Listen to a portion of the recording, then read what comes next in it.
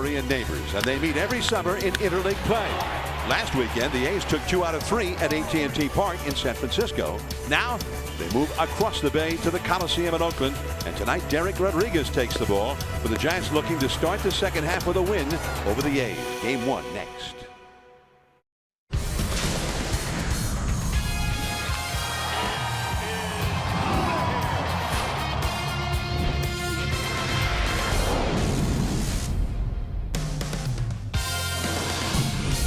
It's the Oakland-San Francisco baseball extravaganza wrapping around the All-Star game. And tonight, the Giants and A's reconvene on the eastern shore of the bay at the Coliseum. Hello, everyone. I'm John Miller with Jeremy Affelt. Mike Krukow is on assignment, and Dwayne Kuiper will be along in the middle innings. The Giants going with the rookie, Derek Rodriguez, tonight against the veteran Edwin Jackson. And Rodriguez has been sensational. He has been, and one of the things that makes him so good is the secondary pitch. His curveball, I think, is commanded as good as I've seen a young kid come up at the major league level and command it. And he's able to execute his fastball to both sides of the plate. He elevates a lot of times when he wants to, which sets up that curveball. If he can do what he was doing at the break for the Giants, I think this is the perfect guy to have on the mound coming out of the break. Now, for the Athletics, it's the well-traveled Edwin Jackson, a former Dodger. And he's been around a long, long time and has bounced around from team to team to team. But he's had a lot of success against the Giants.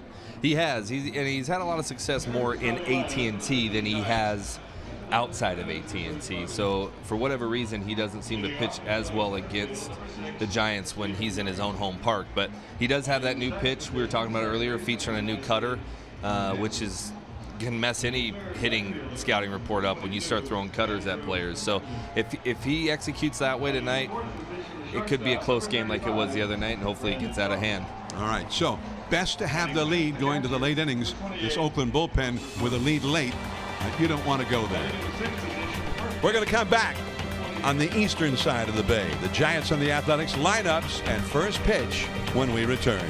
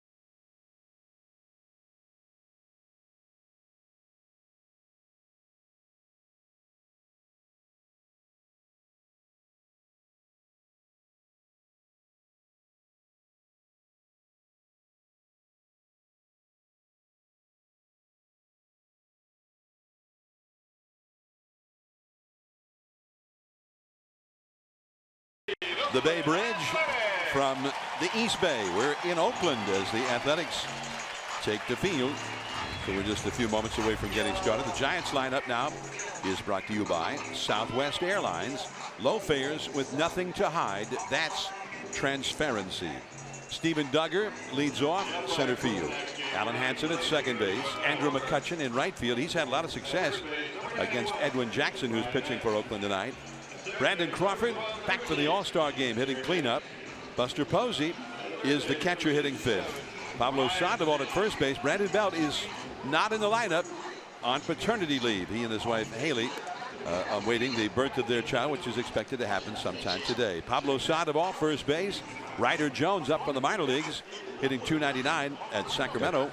And he replaces Belt on the roster at least for this one day. Nick Huntley the DH in the American League Park. Gorkys Hernandez in left field batting ninth. Veteran Edwin Jackson on the mound for the A's tonight, pitching for his 13th team in baseball. You see the record 1-1 with a 2.59. 24 innings pitched, 17 hits, 7 walks, 7 Ks. Those walks and hits have actually doubled in his last 2 starts, so the Giants need to take advantage of that situation. Defense behind Mr. Jackson tonight. Left field Mark Canha, center field Dustin Fowler, right field Stephen Piscotty, third base Matt Chapman, Marcus Seaman and Jed Lowry have up the middle, Matt Olson at first, and Jonathan Lucroy catching tonight. So Edwin Jackson, who is 6 feet 2 inches tall, he's 34 years old, and he was drafted by the Dodgers all the way back in 2001 and got to the big leagues in 2003 for a while. This is his 13th different major league team. So here's Stephen Duggar. He faced the Giants 1 week ago tonight in San Francisco, pitched well, but took the loss in that game. And ball 1 to Stephen Duggar. Duggar, 8 hits, 28 at bats, and 5 of his 8 hits have been doubles. 72 degrees at the Coliseum. Beautiful night. Popped up out in shallow center. Simeon, and 1 away.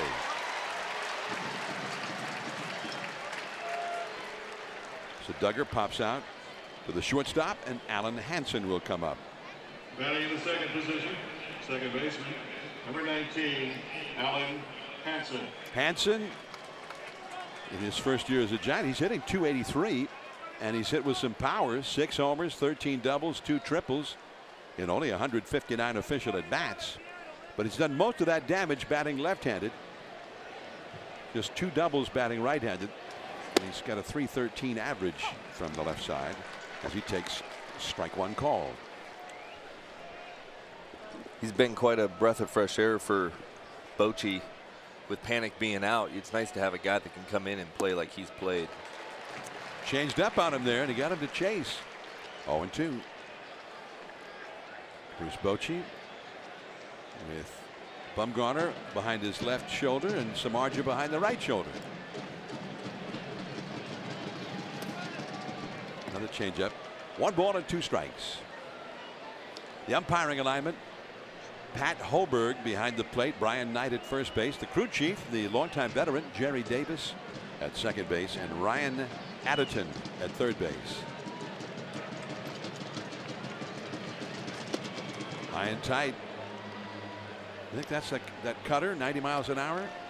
Might have been. It looked like it was a little different than his fastball, and it's the first cutter I think he's thrown. So it's sometimes you'll leave that ball like that because you got to find your finish point, and you probably, if it's the first time he's throwing the game with the adrenaline, he's probably just looking for release point with that pitch. But it's been a big pitch for him since he's started using it. I mean, I think it's been almost resurrected his career a little bit. Popped into shallow left. Canha, and the former Cal star takes it. So Hansen is retired, and here comes McCutchen. We mentioned McCutchen has had success against Jackson in the past. He by far has had the most experience against Edwin Jackson. 41 career at bats against him at a .390 batting average, including 3 homers and 3 doubles in 41 at bats. McCutcheon, 261 with a 352 on base average. Leads the club in getting walks. 3 infielders swing to the left of second against him. And that's called a strike. Jackson, he still throws very hard.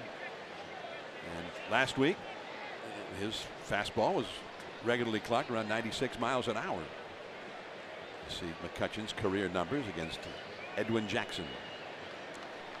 Jackson last year pitched for the Orioles in the American League and Washington in the National League. That one sinking down and in at 88 miles an hour. 1 ball, 1 strike. He is half in the sun and half in the shade. An earlier start here, twilight start. And it goes to 2-1. Not a friend for the hitters, the shade.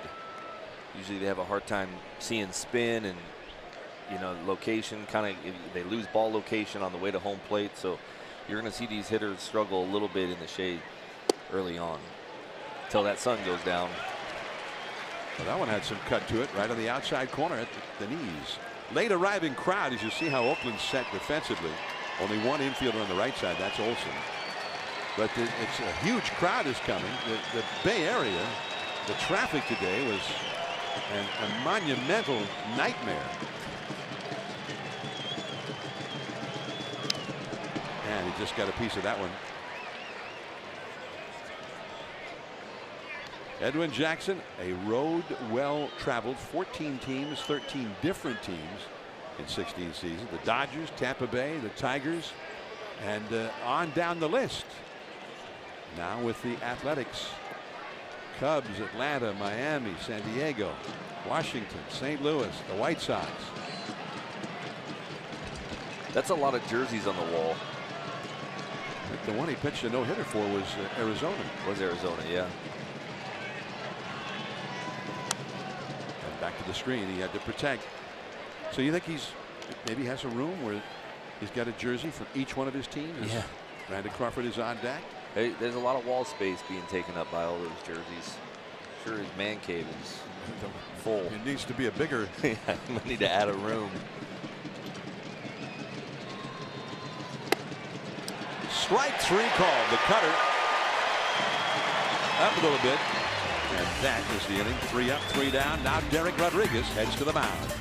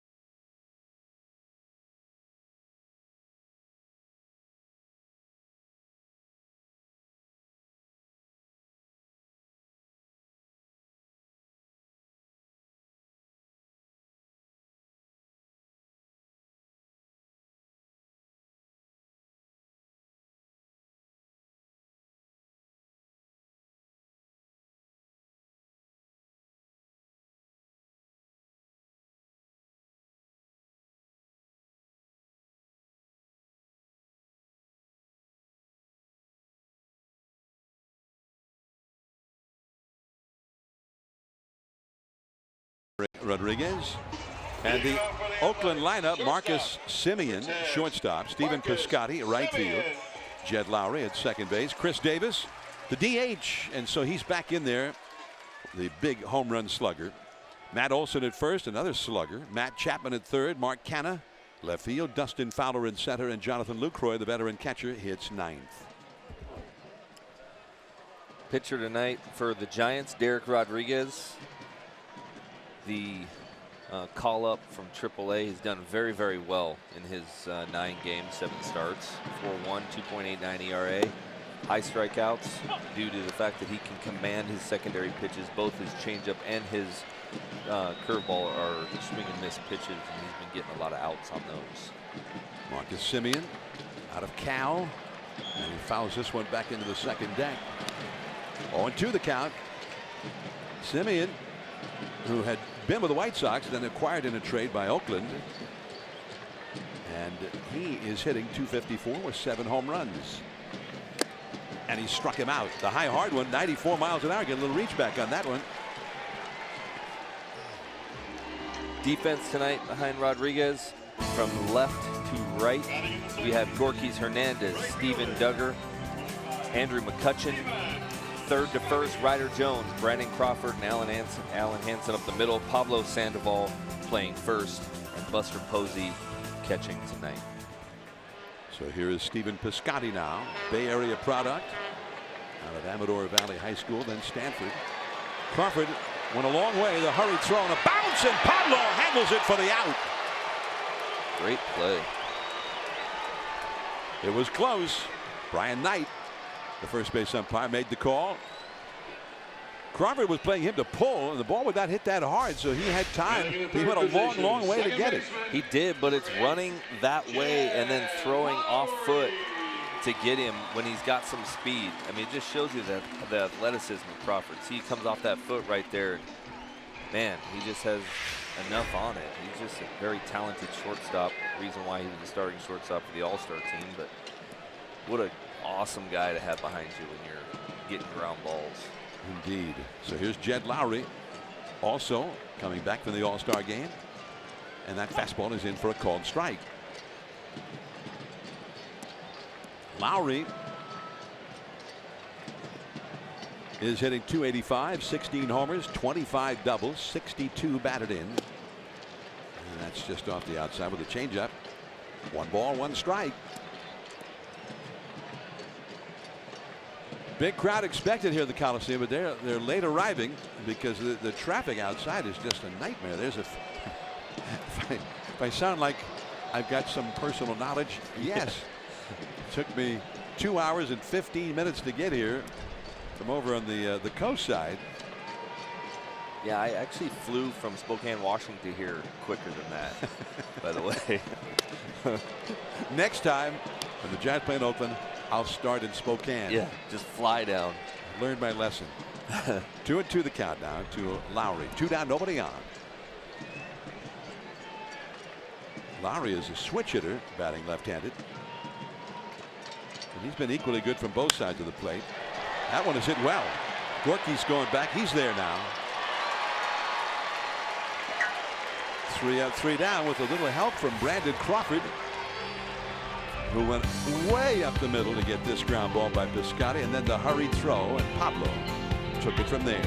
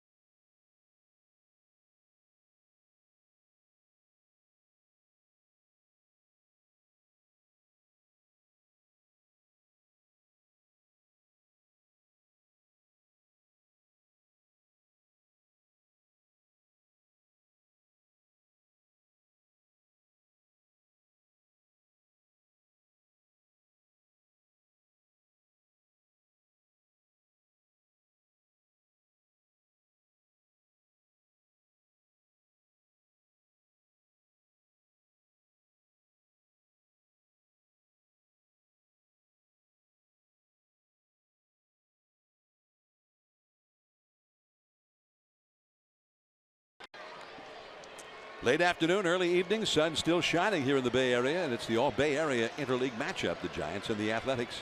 Here's Brandon Crawford, fresh from the All-Star game, to face Edwin Jackson. Hit well. Right center field, but not well enough. Piscotti, and one away. Got in on him just enough, I guess. And that's that cutter right there. That's what that's going to do a lot of times. That late movement just gets it off of the sweet spot of the barrel just enough to get him to pop it up. Summer baseball continues as the Brewers come to town Thursday, July 26th through the 29th. On Sunday the 29th, the first 20,000 fans will receive a Hello Kitty cap. That's Giants versus Brewers Hello Kitty Day. The game starts at 1:05 on the 29th. Buy directly from the Giants at sfgiants.com. Hello, Kitty. Yeah, hello. You were waiting to say that. Hello, Kitty. Here's Buster Posey taking a strike.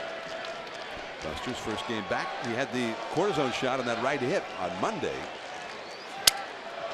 And he got jammed, broke his bat. Chapman, and 2 down. Also with us here tonight, Amy Gutierrez, Amy G. All right, guys, John, as you just mentioned, Buster having that cortisone shot last Sunday. I talked to him about it today. He said it's never fun to have a needle stuck into your hip, but with that, everything went well, but he's really not going to know how that hip's going to react until he gets out there and plays on it tonight. Gentlemen? All right, so we'll keep an eye on him. The Giants are hoping that he feels a lot better. Yeah, and that cortisone shot takes 3 days. A lot of times when you have to get one, you have to wait 3 days for it to kind of work its way into your body and clear out some of that inflammation. Ulcer breaks a perfect opportunity for that, but Buster, like you said, doesn't know until he gets on it. There's ball 1-2 low to Pablo Sandoval. Sandoval's another Giant who has had some success over the years against Jackson. He's had 9 hits in 21 at bats, a .429 career average against him with a homer and 2 doubles. 2-0, 2 down, nobody on. The Giants have not yet had a base runner. There has not been a base runner in the game yet. Pablo, .250 average, 8 homers, 35 driven in.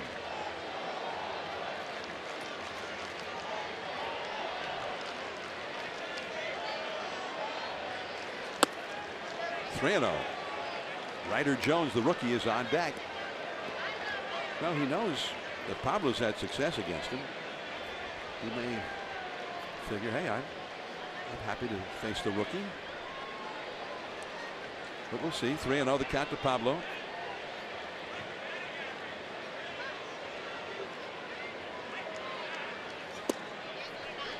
Right there on the outside at the knees. 3-1. Tomorrow night's game is a half hour earlier. 6:05 tomorrow. Madison Bumgarner for the Giants against Trevor Cahill, a couple of veterans. And a day game on Sunday, the finale. Johnny Cueto versus Sean Manaea. And the ball in the dirt. A walk for Pablo Sandoval, the first base runner of the game. And here comes Ryder Jones. Batting in the 7th position, third baseman, number 14, Ryder Jones. Jones was hitting .299 at Sacramento with 9 homers and 48 runs batted in. Again, Brandon Belt is on the paternity list. His wife Haley expecting the couple's second child today. Bruce Bochy, when asked about how long Belt will be missing, he said that, as he understands it, probably just tonight. He'll be back in the lineup tomorrow. So an opportunity for Ryder Jones, at least for the one night. It is. He's been a pretty good hitter throughout the minor leagues. I think the big league level, he just hasn't gotten comfortable. He hasn't had chances, but he has power. There's some power there. There's some bat speed there. He's getting familiar and not chasing those kind of pitches right there that seem to be up and out of the zone. But Longoria being out, it's definitely interesting. Almost like Ferris wheel or whatever you want to call it. This guy's coming in now trying to figure out how to get the third, and now we got first and Belt's out. It's kind of mix and match, but I think everybody's done having babies now, right?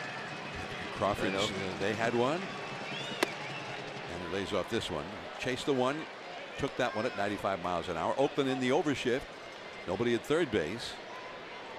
1-2 to Ryder Jones. And you see how they're playing it with Olson on the bag at first with Pablo Sandoval. Looks like Marcus Simeon is the guy out in right field. He's like 30 feet into the outfield. The shortstop. Lowry stays put at second, and Chapman, the third baseman, at short. And that is all. Second strikeout for Jackson. 0-0. Chris Davis coming up.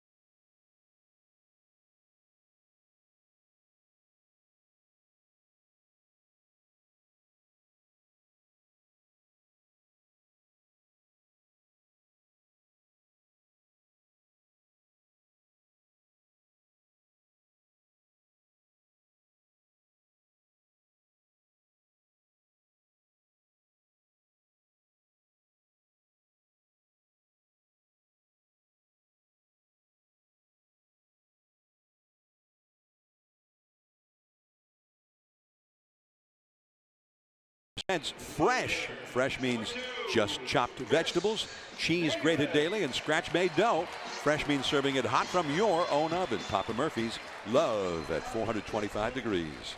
Lowest earned run averages among MLB rookies this year who have had at least 5 starts. And at number 3, Derek Rodriguez on that list.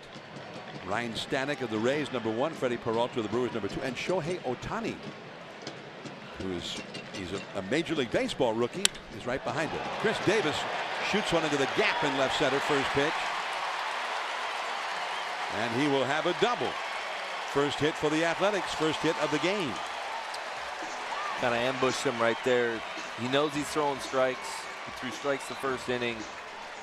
Rodriguez is just trying to get ahead of a guy he's never faced. First at bat that he's had since the All-Star break. And he ambushed him right there and he caught it. Ball came back over the plate a little bit. Chris Davis, 21 home runs already this year. He hit over 40 each of his first 2 seasons with the Athletics. Here is Matt Olson, who's got 19 home runs. This is a very powerful ball club. And Alan Hansen plays out in the right field for Olson. And that's called a strike. And Olson's shaking his head. He didn't like that call. 19 homers, 47 batted in, only a .235 average though. Strikes out a lot. He struck out 100 times this year. Change up. And that drifted off the outside. 1 ball, 1 strike. Crawford is almost up the middle for Olson. So the Giants are playing him to pull, but not quite the total overshift. I call it an overshift when you got 3 infielders all on one side of second base. Yeah, this is just the abbreviated shift. The almost overshift. It's the era of the shift. And there are gradations of shifts.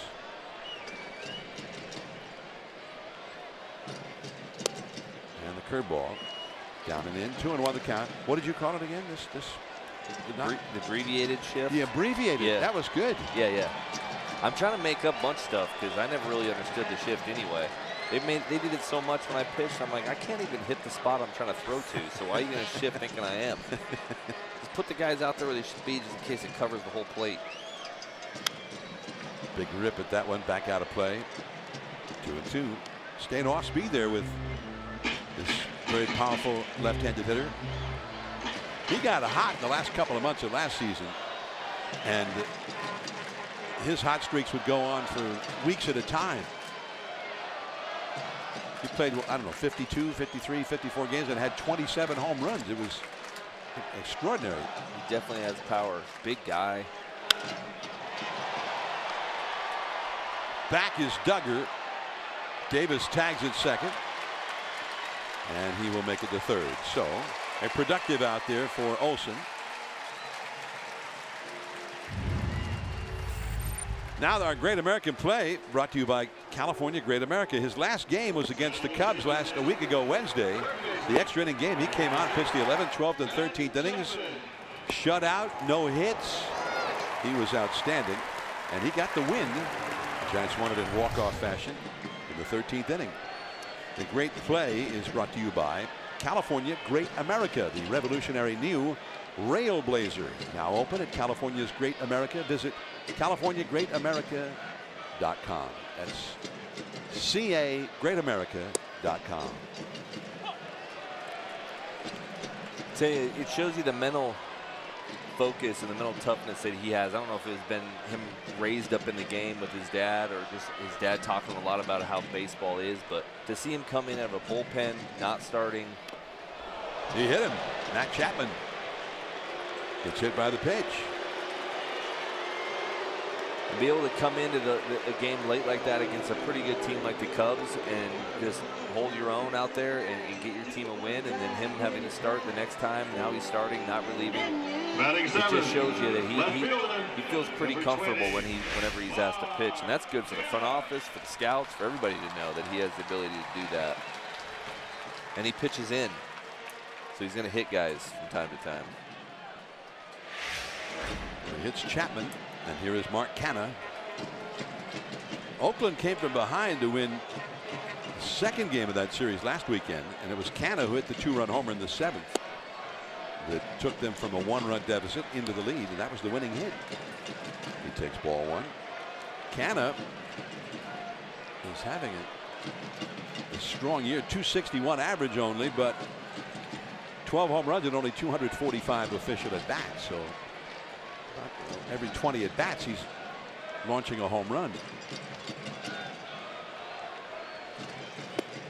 And the curveball in there for a called strike. Double play opportunity here.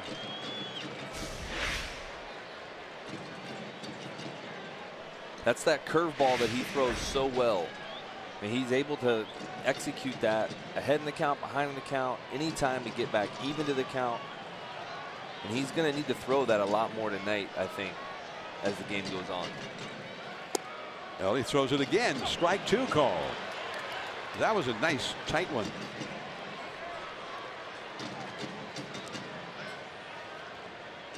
Bob Melvin, the Oakland manager. Apparently the A's got some calls last year from teams who wanted to see if they could hire Bob Melvin away from them. The A's would not allow it.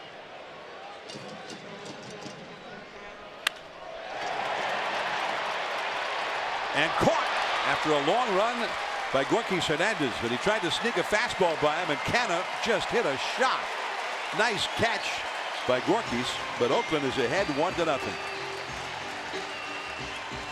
He never bit on the curveball because he was sitting fastball the entire at bat, and he got the one fastball he was looking for. And you think sometimes hitters are going to adjust based on the at bat, and sometimes they're just not going to swing at your curveball because they only want one thing, and that's the fastball. And he got it, and he put some good wood on it.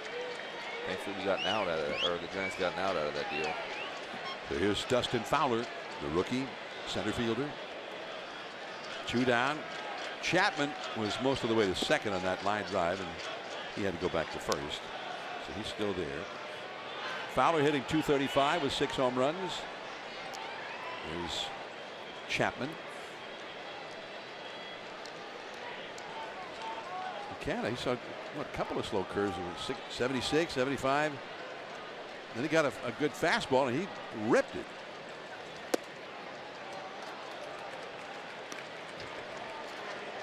Two 2-0 the count.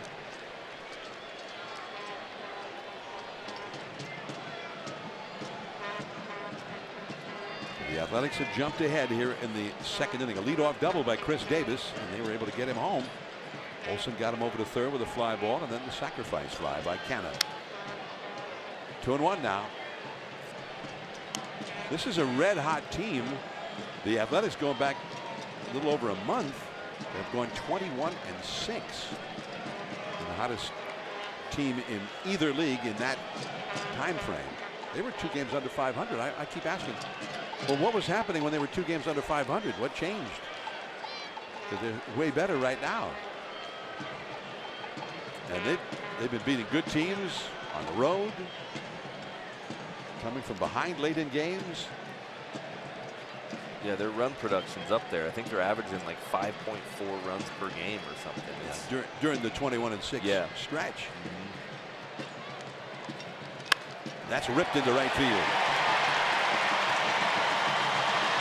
Well, it looked like Fowler was doing just the opposite of Canna there. Over to third goes Chapman. That curveball is a little bit of a hanging curveball.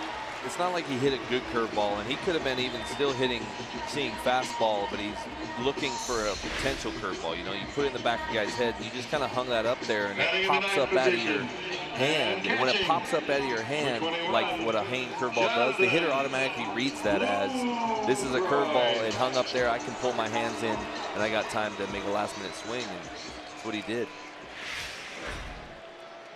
So more about the lack of execution. Sometimes you hang them. Did you ever hang one? Yeah. My wife would always be like, you hung that curveball. Like, yeah, thanks, honey. Really? Yeah, I called it the hanger banger. If I hung it, they banged it. Here is Lucroy. I remember years ago, the first baseball broadcasting job I had was with Oakland, 1974, and they were the best team in baseball. And one of the best pitchers in the game at that time was with Minnesota, Bert Blyleven, who's in the Hall of Fame. And he had the best curveball in the game. Everybody else's curve was measured against his. And they would get into these tight, tense games with Blyleven. But they said, you know, the more he throws that, the more likely he is to hang it. We just need to not miss it when he hangs one. And they would beat him 2-1, 1-0, whatever, on a hanging curveball at some point. Yep. That pitch is sometimes you get away with it, sometimes you don't. But the more you throw them, you don't release it good, especially as your arm speed starts to slow down. When your arm speed starts to slow down, that curveball doesn't have the spin rate that it usually has, so it tends to hang up there a little longer rather than snap back down. Usually that's why you'll see some guys, they get tired. They either got to finish their curveball more, like they'll hook more in the dirt, or they leave them up. Well, Blyleven in those days would go every 4th day and pitch over 300 innings. So he may have had some tired curveballs late in games. 0-2 the count now to Jonathan Lucroy. Anyway, it kind of worked out well for Blyleven in the end. Yeah, he did all right for himself. 0-2 the count to Lucroy. The A's have a run home, and Rodriguez trying to keep it at just that. Lucroy, a veteran, hitting .241 with only 1 home run this year. And he powered the fastball by him. The inning is over. But Oakland's ahead. Nick Huntley coming up for the Giants.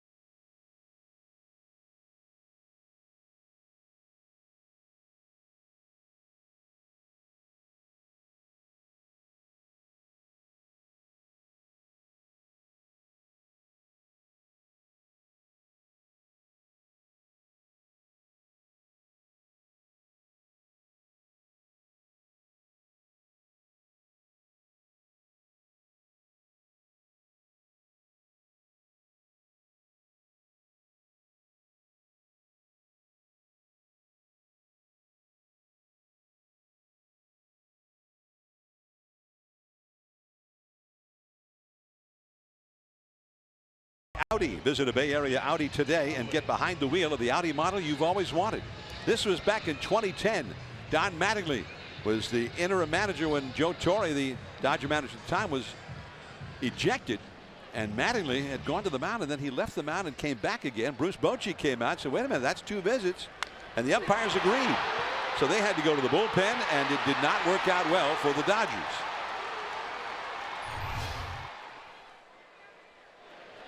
Jonathan Broxton had been in the game. George Sherrill had to come in from the bullpen in relief. And Andres Torres was the man who hit that 2-run double, and the Giants were promptly ahead. The Major League Baseball then came back after the fact and said that the umpires should not have forced him to take Broxton out, that he should have faced one more hitter and then been mandatorily removed. That was 8 years ago. As Nick Hundley to Matt Chapman, and one away. I didn't even know that was a rule. Did you know that was a rule? Like if you walk off and then turn around and go even take 1 step back, that counts as 2. I didn't. I mean, that just shows Bochy. And what happened, they had a first baseman named James Loney at the time, Yeah. who was there part of the discussion. Mattingly left the mound. Here, Mattingly had never managed before. Yeah. He'd never even managed in the minor leagues before. He was the bench coach. He was trying to learn the managing business from Joe Torre. But he left the mound, got onto the grass, and James Loney said, oh, Skip, you want me to hold the runner or not? And Mattingly, hearing him, he just turned right around and walked back up on the hill again. And really not even aware that he'd walked off the mound or not. He just, oh, yeah, James, what's the question again? Well, he had a good heart for going back on the mound. He just wanted to pay attention to his players. I don't think the umpires took that into consideration. Oh, Loney was okay with it, apparently. That's out of play as Olson gave chase. Gorkis Hernandez, the hitter. But it did kind of turn that game around. Broxton, those are the days when Broxton was throwing 98, 99 mile an hour fastballs. Yep. I mean, Sherrill was no slouch. He actually had some pretty good years, but that was Broxton when he was throwing. He was at 100 with command. Well, that was the other thing, that Sherrill was not yet fully warmed up, and they made him come in. 1-2 now to Gorkis Hernandez. Having his best year in the big leagues, hitting .277, 11 home runs, .324 on base average. Giants have not had a hit so far against Edwin Jackson. 2-2. You still got the bright sun reflecting off the hitter's backdrop, with both the pitcher and the hitter in the dark shadows. So maybe the visibility is still not the best. Yeah, I'd say I try to use that as an excuse. The A's guys didn't seem to have an issue. Look out. And that glanced off the bat. Man, he had a lot of action running in and right in on the hands that time. It must have been late action too, because that ball came all the way across the plate, almost hit Gorkis, and he still swung at it and fouled it off.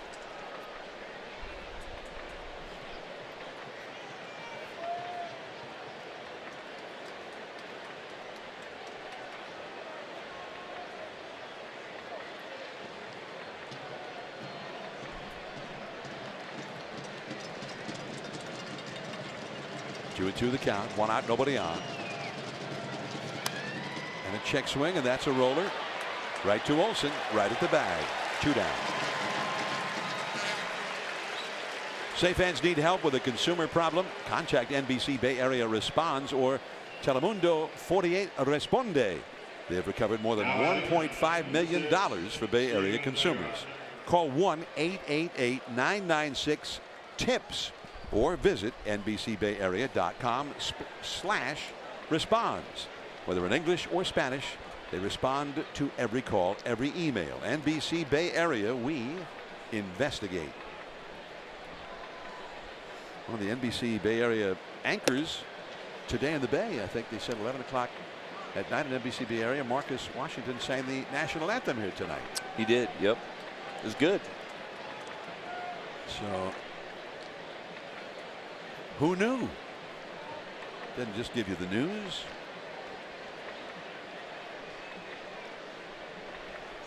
Duggar, the leadoff man, popped up to short his first time. 2-0 the count. Oakland ahead 1-0. We're in the third inning. People still coming in, and we're in the third inning already. Fireworks after the game here at the Coliseum. 3-0. Well, when you have a parking lot like that, you can eat for a long time out up in the parking lot, you know, with the whole tailgate party scenario. So guys are probably like, yeah, it's probably the fourth inning. We should probably go. Yeah.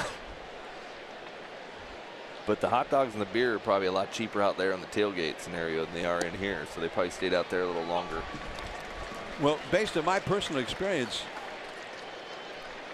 getting into the parking lot was a nightmare.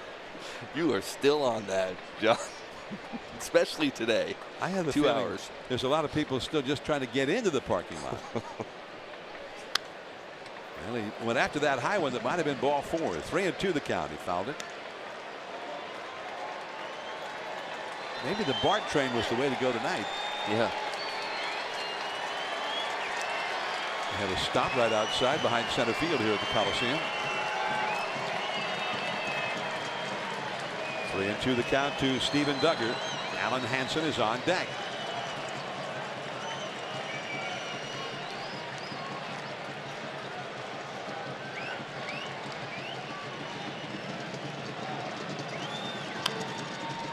Back out of play. You mentioned Marcus Washington with his anthem. For the land of the free and the home of the brave.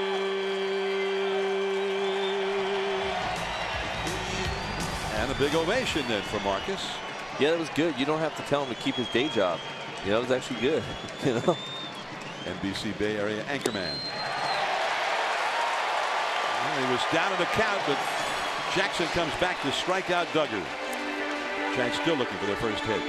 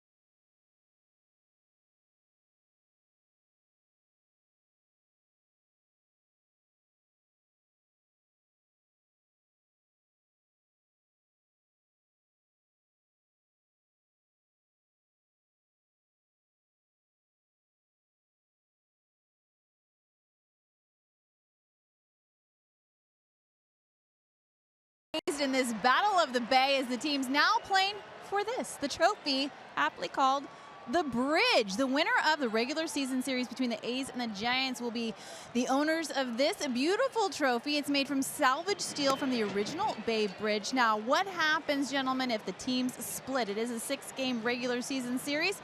If they split, the trophy goes to the winner of Sunday's game. John? All right, Amy. And good luck. but good luck to both. That's not a good rule. You didn't really win the trophy if you tied. So it's way too confusing. But who gets it if there's a tie? If the winner of the Sunday's game. But you didn't win anything. You tied.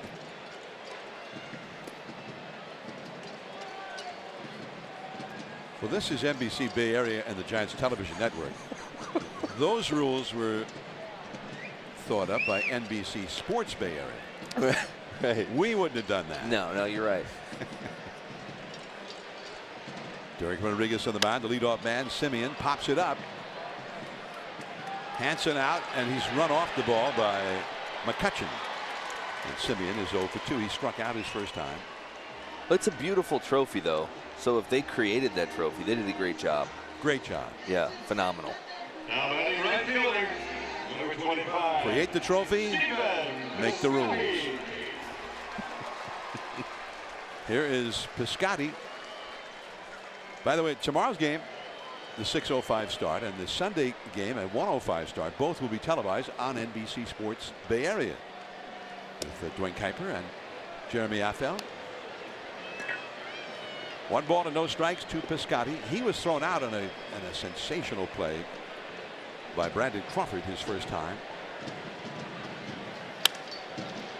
Right to Hansen. 2 down. Dwayne Kuiper's over in the KNBR radio booth right now, and he'll be moving down here for the 4th inning in the middle innings of this game. Second baseman. Stay tuned for that. With Mike Krukow on assignment.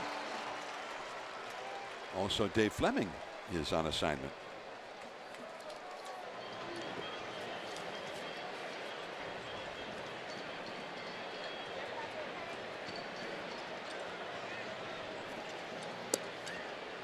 Our assignment is to do this game. Yep, that's our assignment. The assignment is to not do it, I guess. 0-1 the count. Jed Lowry, and it's 0-2. Lowry hit a fly ball to left his first time. 1-0. Oakland is leading. Lowry hit one pretty well to left field that Gorky's caught up to at the edge of the warning track.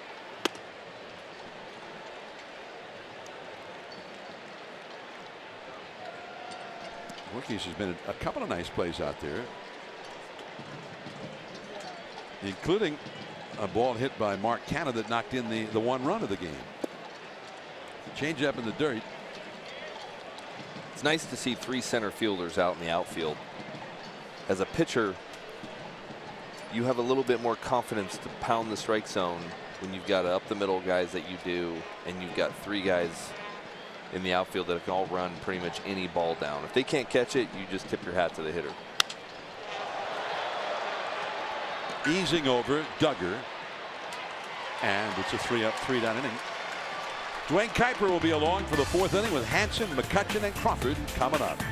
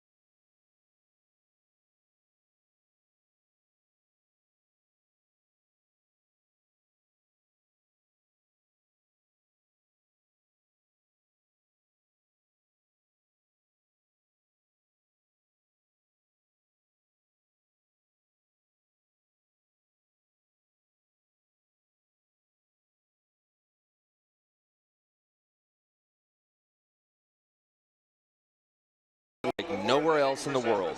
In Giants of Land and Sea, a new exhibit at the California Academy of Sciences. Buy tickets at calacademy.org. That was a tongue twister. And back with me, the great Dwayne Kuiper, out of solitary confinement over there in the radio booth by himself. Goodness, yeah, I'm still mad at John, which we'll have to get into here in a minute. Here's Hansen. You won't have to. He's been talking about it the whole time, how it takes a long time to get into the ballpark. All right. If John were my son, you know what I'd say? Leave earlier. How about that? Anyway, Hansen hit a fly ball to left. He's 0 for 1. Giants right now are still offensively, they're still in the All-Star break. Yeah, they're a little slow right now, and that's tons. I was thinking that's sometimes what happens. You know, teams you can get a really hot team out of there, you can get a really slow team, you can kind of get the lull, you know, and you just don't know which team you're going to get. Right now, it looks like they're still sleeping a little bit. Yeah, that's out of play. Now that doesn't mean that in a snap of a finger it can change. And as long as your starter is pitching the way he's pitching, keeping you in the game. Well, that doesn't look like it's going to be a problem. Rodriguez is throwing the ball pretty good, but you know, Jackson's had history against the Giants where he's pitched some great games against them. Hansen trying to get on for McCutchen and then Crawford. And this is hit in the air, but very much playable as the wind knocks it down. And Fowler puts it away. So the Giants still don't have a hit. And here's McCutchen, who struck out looking. And it'll be Crawford on deck. Now batting, number 22, Andrew McCutchen. McCutchen's going to hit. He'll look at an overshift. He's had 42 lifetime at bats against Edwin Jackson.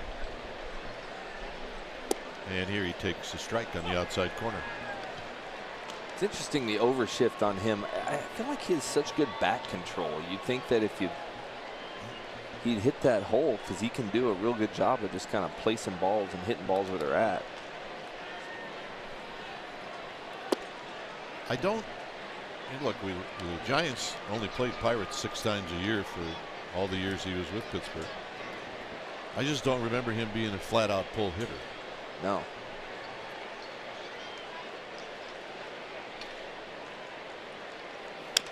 I remember watching balls go off the right field fence when I was pitching against him. You know, you never really. It didn't seem like he had a lot of balls on the ground. But the sabermetrics people would probably tell you that, yeah, he goes to right field in the air, but not on the ground. I mean, the outfield is totally straight away. And now McCutchen's battling Jackson 1 and 2. 2 and 2. If you follow some of the Giants players on Instagram, and I think it was on Hunter Pence's Instagram. Here's the 2-2. 3 and 2. I think McCutchen was with Hunter Pence during the All-Star break with Derek Law. I saw him in surfboards and wetsuits. Oh yeah, well that's probably what happened then. Probably was down there. He's got to play somewhere down there, right? I think he does. Surfing in Southern California.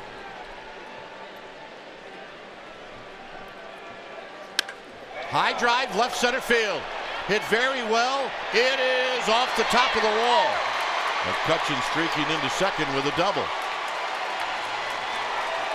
I guess we're not going to know if he hits the ball on the ground to the left side. Well, it doesn't matter with that. McCutchen's thinking, doggone it. Now batting. That's that cutter he tries to throw. It's been kind of a little bit, it hasn't been as sharp tonight. I feel like he's kind of made some mistakes a few times. He's gotten away with them. He struck McCutchen on that same pitch the first at bat, if you remember, just on the outside corners a little bit up, but he didn't take this one. So here's Crawford, and it's the first hit for the Giants.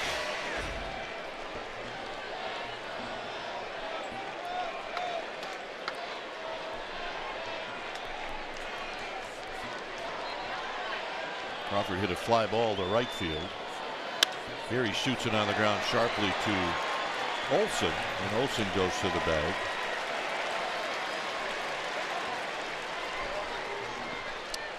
Giants baseball is brought to you by Toyota, designed for the grind and comes through every time. See your local Toyota dealer for a great deal on a dependable new ride. Toyota, let's go places. So you hear the mixed reviews, but a loud ovation one way or the other for Buster Posey.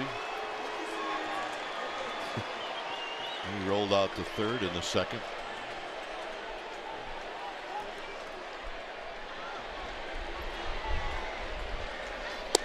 And he takes a strike, and it's 0-1.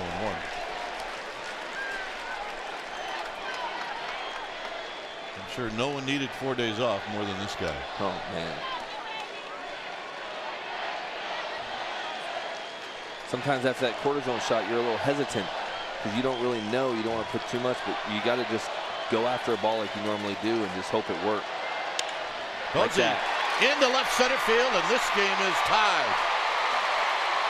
This is going to take a wide turn, and it's 1-1. I think that ball was up, and Buster took advantage of it.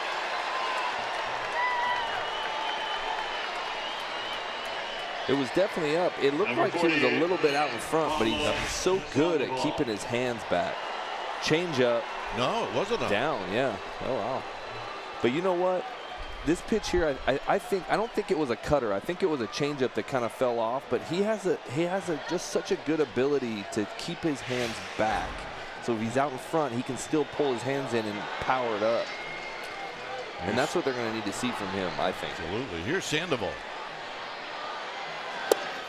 Sandoval takes a load. Panda drew a walk in the second. So Jackson gives up a run here in the fourth.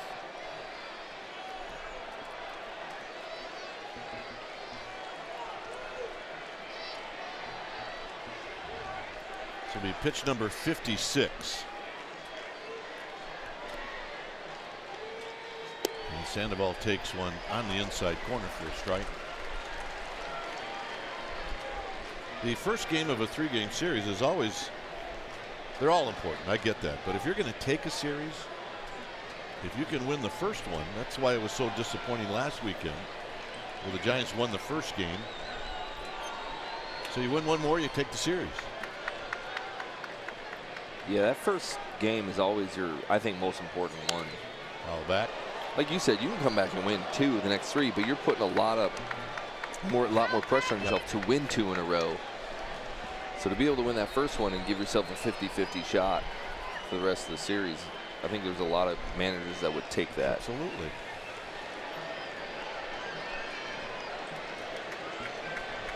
So Buster with his lead at first. Sandoval behind in the count.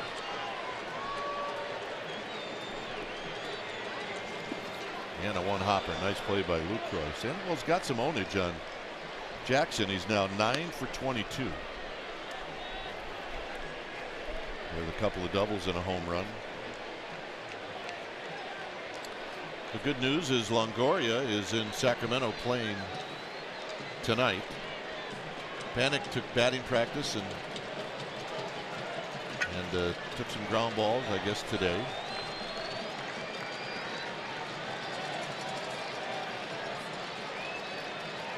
Two balls, 2 strikes. Popped up down the left field line and out of play. You can wear out a pair of legs if you're a first baseman or third baseman with this foul territory. I just don't remember getting that many outs in foul territory. Maybe they just hit him too hard. Maybe you should have pitched to the foul territory. I probably should have. I might have had better success here.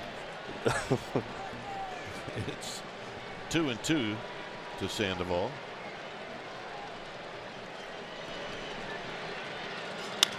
Tap to Simeon, who'll step on the bag, and that'll end the inning. So McCutchen with a double, Posey with a 2-out base hit.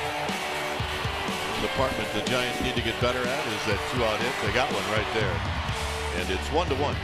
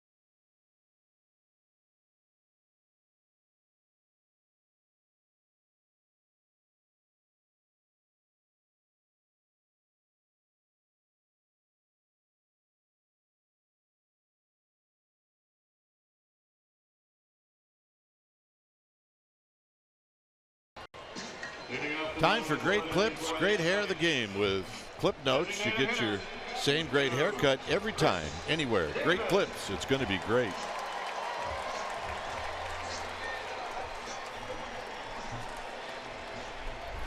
I've always thought you had great hair. Always thought?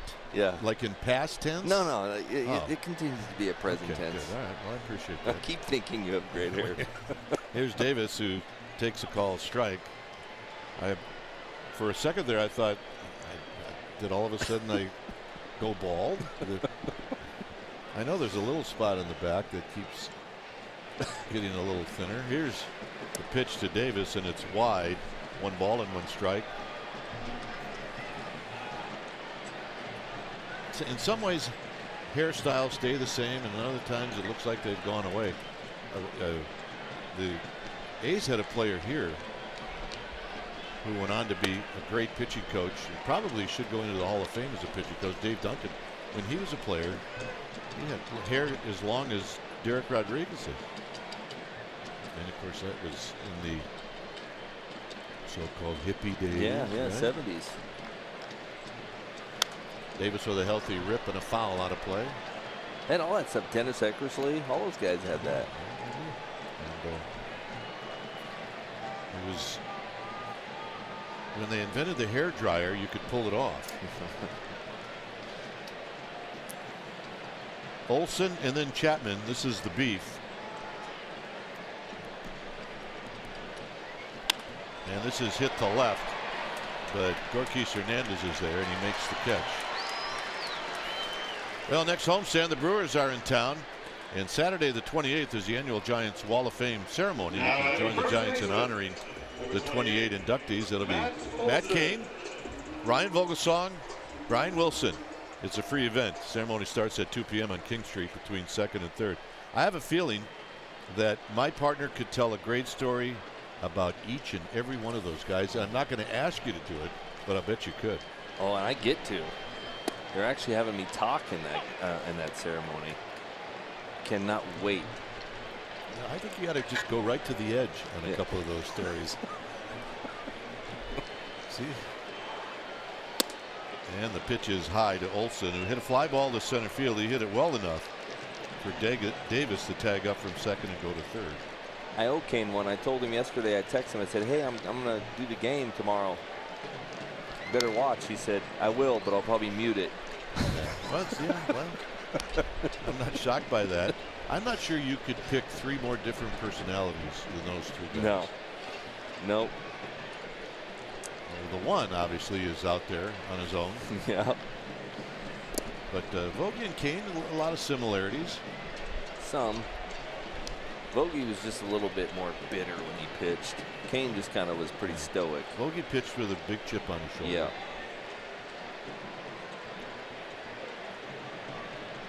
Here's the 2-2 to Olson, and he got him. His third strikeout, and here's Chapman. Here's that strikeout pitch. You see that Buster set up away. He caught it probably more over the middle, but that was a changeup that he just threw. And it was one of those pitches where you can accidentally strike a guy out because he threw it right at him. And if that guy's leaning out thinking he's getting a ball away and you throw it at him, it stands him up and it freezes him. And it worked. You just need to freeze him for a little bit. Here's Chapman, who takes outside. I want to go back to the three guys we're talking about. I mean, you think it was essential for like Brian Wilson, as different as he was, for him to be like that to be good?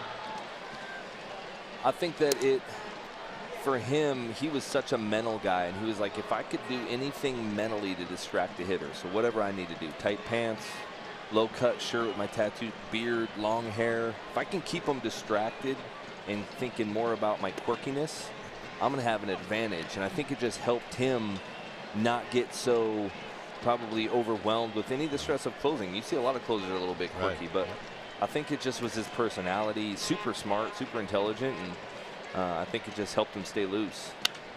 Hit into right center field. Can McCutchen get there? He slides and he makes the catch. And that is going to end the inning. Look, just for a brief second that he trapped this, and he did not. Gold Glover. There you go. Fifth inning coming up. It's tied.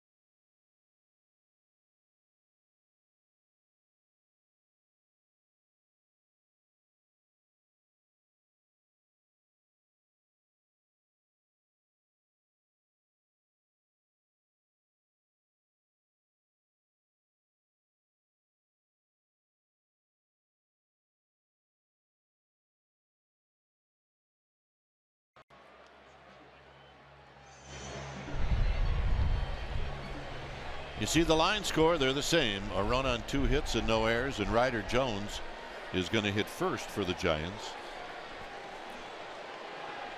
Hundley and then Hernandez against Edwin Jackson. Jones struck out on a curveball. And he takes high, 1 ball and no strikes. Overshift is on it. The shortstop position is Chapman, and he's playing maybe even with the bag. 2-0. Very nice night. Excellent crowd. Fireworks are after the game. I hope John gets caught in the crowd going home after the game. Well, he said he's going to take me back. We don't get caught in the crowd. Okay, all right. High drive to right. Down the line. It's out of here. It hit the post.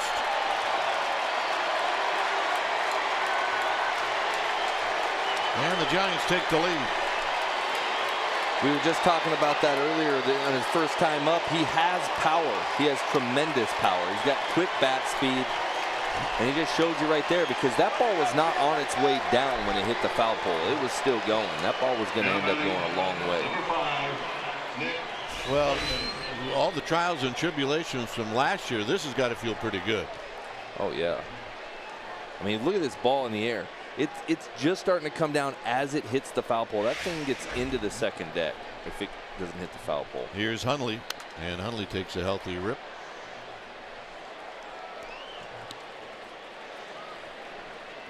All right, take a breath, Ryder. Hundley rolled out to third in the third.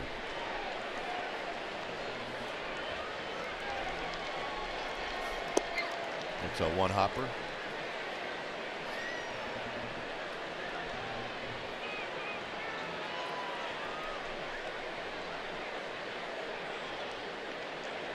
I have to imagine that that's as good as it's going to get for Ryder Jones.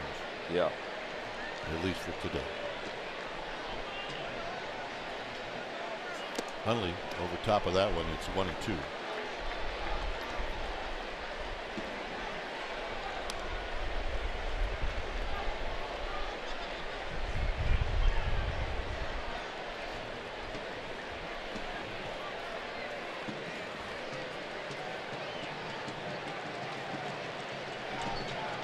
Marquise Hernandez to follow. Just outside 2-2. I don't think Edwin agreed with that call. I think he wanted it badly, as any pitcher would. He's thrown 67 pitches.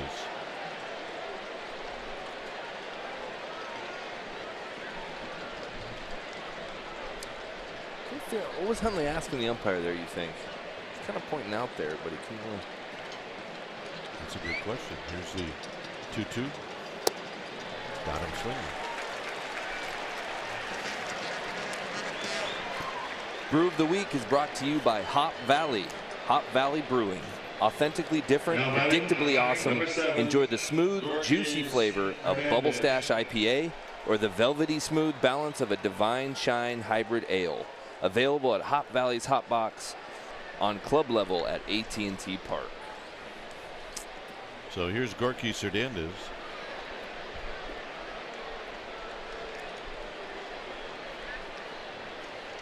Gorkis rolled out to first, kind of a check swing, and here he does it again, and this one's off of Lucroy. Machado tonight for the Dodgers is 2 for 2 and 2 walks. So he's been on base 4 times. He's having a hard time adjusting to his new team. Yeah. Hitting second.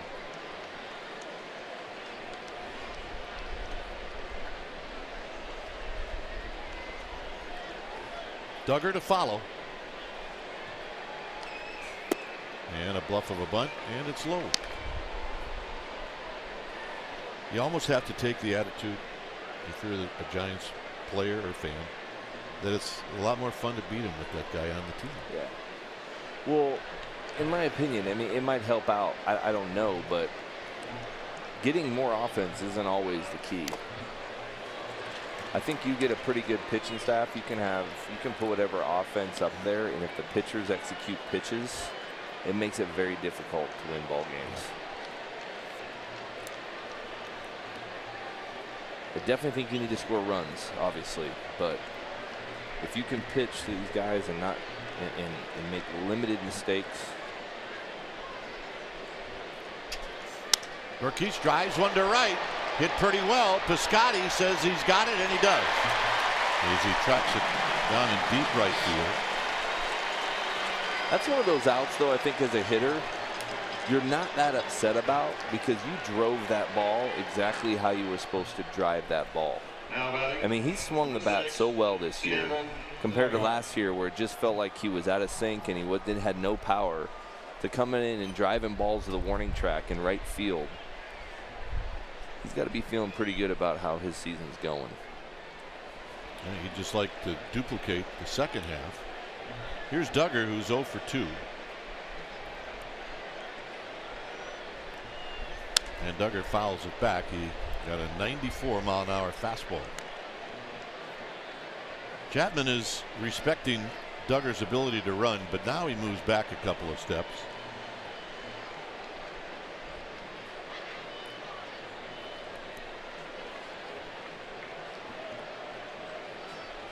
And the A's right-hander kicks and deals, and Duggar taps it foul, so it's a quick 0-2. So you remember outings in this park?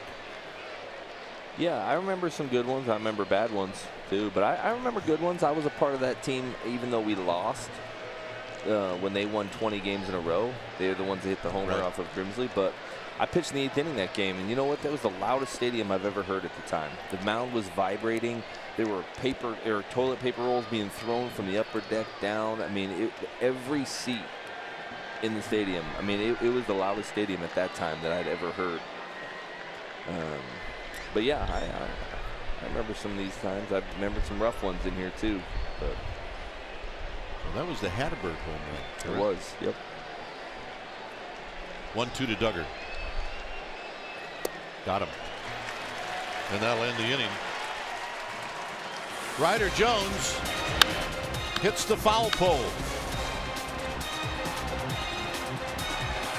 And the Giants take the lead 2-1.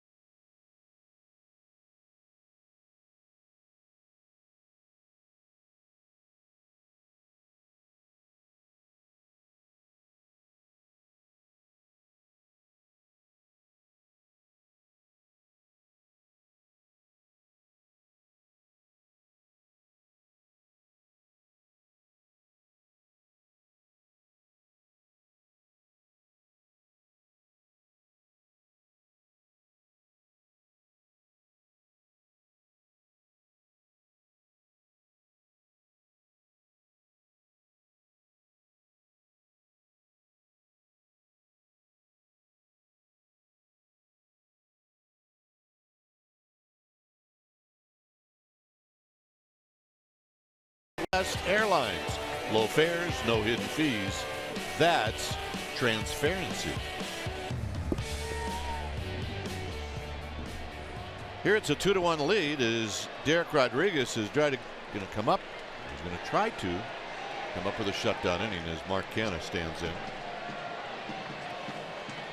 And the pitch, and it's down low.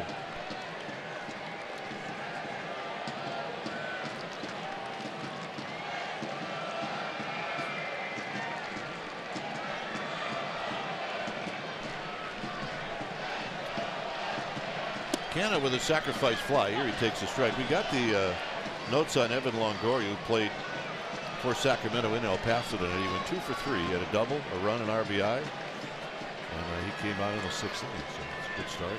He's ready. Canha with a healthy rip. It's 1-2. So this is the information that we received. In El Paso. What an awesome time to rehab, huh? Hey, let's go to El Paso, Texas. Do you ever pitch in El Paso? Yeah. I hit a home run in El Paso. Well, that's the only one I hit that year. Here's the pitch. It's a bit outside, 2-2. I mean, it is not a. Maybe I don't know if they have a new stadium than when I had it. I think I played in the one you played in. It was a little rundown. It was oof. It was rough. Very hard infield. It was and hot.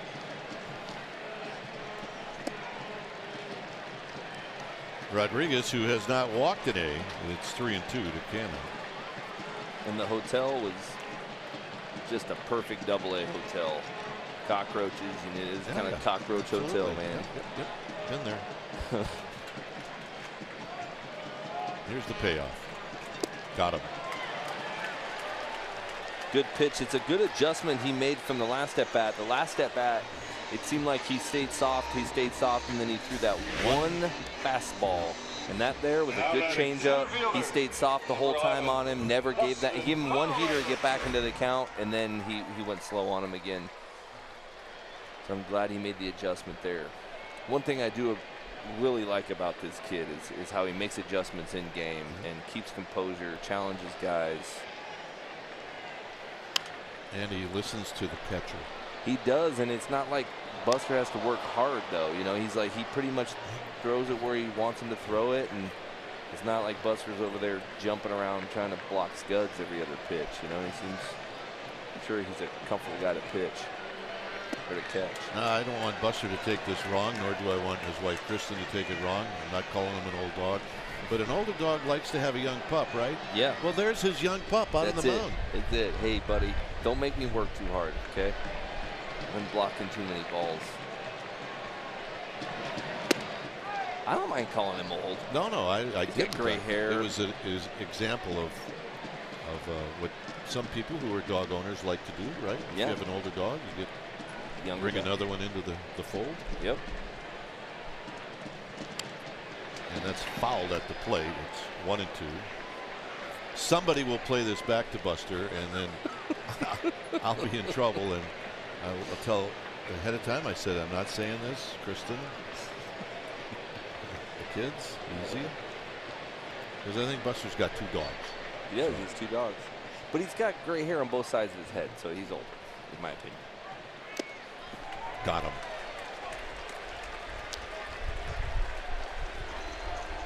And he's salty. We call him the salty veterans. Salty or salty?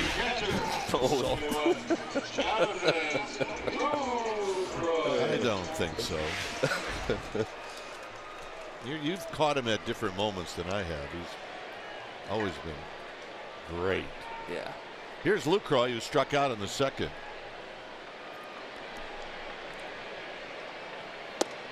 And a strike at the knees. It's no balls and 1 strike.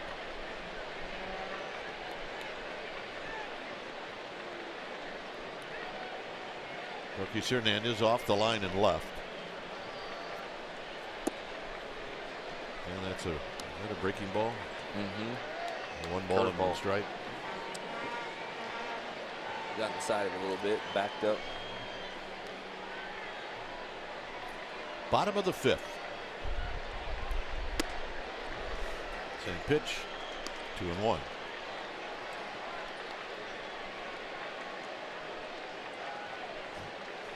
The curveball really is a field pitch. If you fly open, which he did on the last couple pitches, that curveball will do that. It'll spin up and it never comes down, or it kind of almost backs up into the hitter. You really have to stay on that front side. This is going to be a long run for the Panda. He's after it, and he slides, and he comes up just short. And there's the workout we're talking about on pop-ups here. Yeah. And almost as a, even though Pablo doesn't play first base every day, he's played the corners enough. You almost think, why am I still running? You know, like I should be hitting something right now. And just not used to that much room. So Lucroy, consider it just a strike. And he pokes this one foul. The one odd thing about this ballpark, and look, we all know the A's need a new park, but the dugouts really face the first base dugout faces right field, and the third base dugout faces left field. Line drive, right field. McCutchen coming in. He's going to slide, and he does it again. And that'll end the inning for the Giants. It'll be Alan Hansen to lead things off.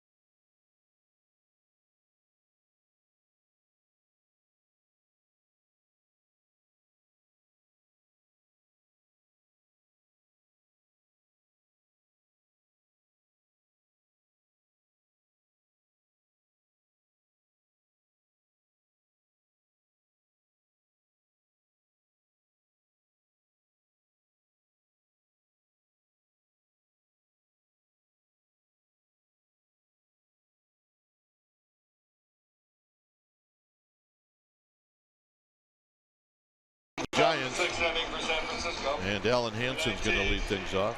Alan Hansen. Hansen is flied out twice.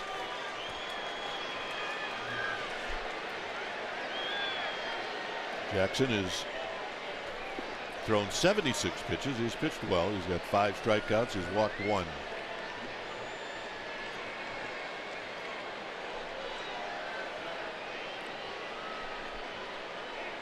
And now here in the 6th, Jackson and Lucroy trying to get on the same page. Here it is. And a bluff of a bunt, and it looked like Hansen was taking all the way.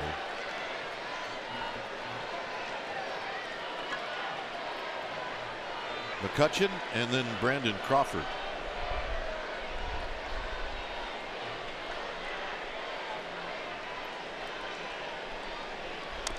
Swinging a foul as Lucroy couldn't find it. Now he does. It's 0-2. So Joe Panik getting close. Longoria getting close. The margin.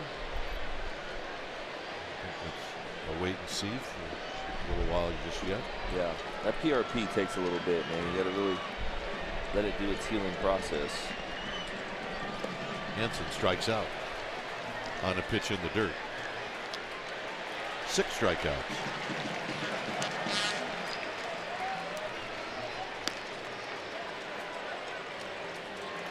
Couple of nice catches by McCutchen. Here's the last one.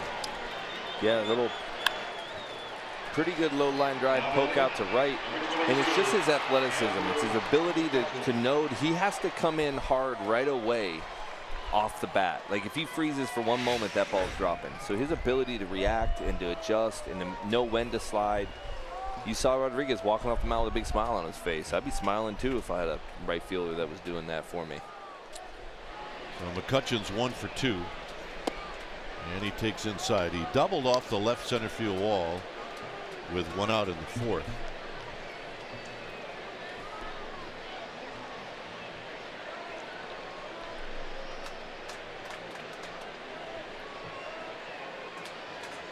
It's amazing what one swing of the bat will do. I'm looking to see when Ryder Jones hits again. You just turned us on. Jones hit a home run off the foul pole down the right field line to give the Giants the lead.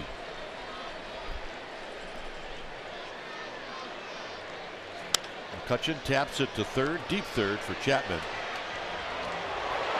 And Olsen just stayed on the bag. Our Jeep Play is brought to you by the new 2019 Jeep Cherokee. July 18th, 1970, at the stick, Willie Mays recorded his 3,000th career hit off of Mark Wegner of the Expos, and he became the 10th member of the 3,000 hit club. Number 35, Brandon Crawford. Recognize some of those numbers. See Bobby Bonds, number 25. Here's Crawford.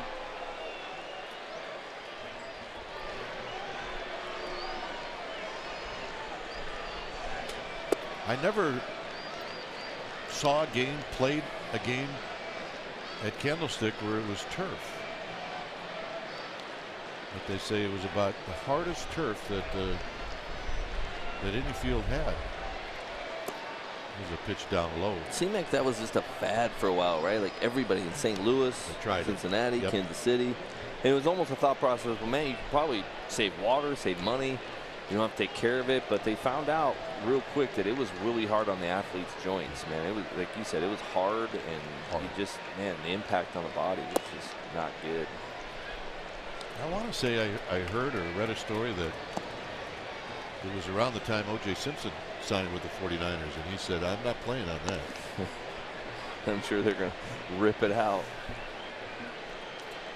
So 3-0 to Crawford. Buchter in the bullpen is Crawford on a 3-0 pitch is going to bounce out, and that'll end the inning. Rodriguez comes back out, top of the order.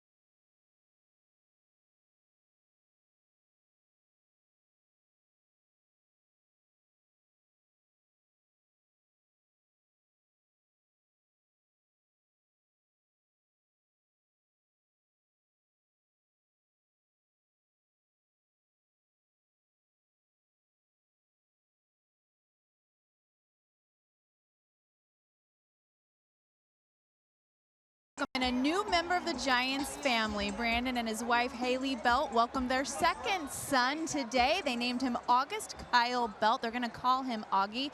Baby boy, he's a big one, guys. 9 pounds, 9 ounces, 21 inches long. A very nice tribute. They have named the baby after Brandon's college coach, Augie Garrido, who passed away earlier this year. Dwayne, you think that baby's destined for baseball? 9 pounds, 9 ounces. Belt wears number 9. Come on.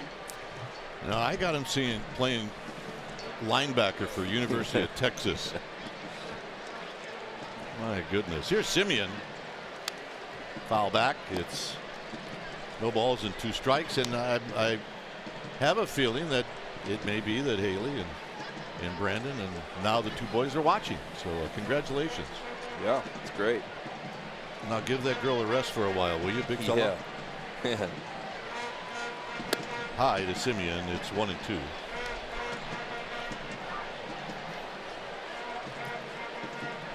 Simeon is struck out and he's popped out to McCutcheon.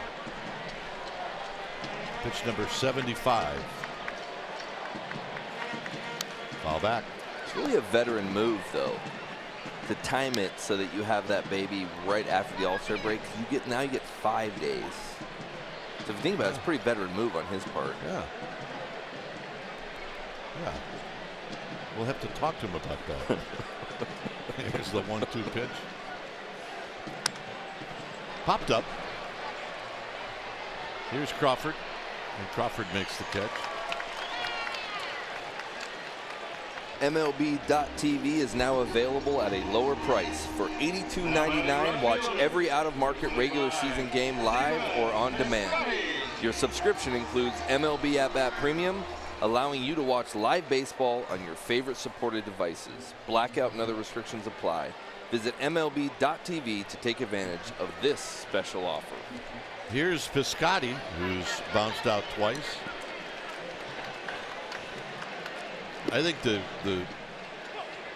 when you were traveling and I was traveling and we were on the same flight, they talk about a veteran move. Bruce Bochy even called them out on it. We're flying to Miami after the All-Star break, and remember Dave Righetti had some health issues, and we dumped him off in Vegas. Yeah, that's right. We emergency landed. So he had 3 days off in Vegas in a hotel, and Boch was like, "That's all? That's all you got to do?" Yeah, so why did I think of Vegas. that? Rags over there playing blackjack. I hope he's watching. 0-2 to Piscotty. And that pitch is high, so Rodriguez goes with another high fastball. Jed Lowry's on deck. John Miller will be back after this half inning, and he will take you the rest of the way. The 1-2 pitch, and Piscotty lines one down the left field line. That's a fair ball. So Piscotty represents the tying run at second base. He got a breaking ball, and he stayed in there with it. Now batting second baseman, number 8, Jed Lowry. Almost looked like a little changeup, yeah, and it kind of was going down and into him. And I think he more just ran into that ball. He kind of pulled it, but it was more just it was in the air long enough and on the inner half long enough to where he could get barrel to it. So Lowry has hit a fly ball to left and a fly ball to center.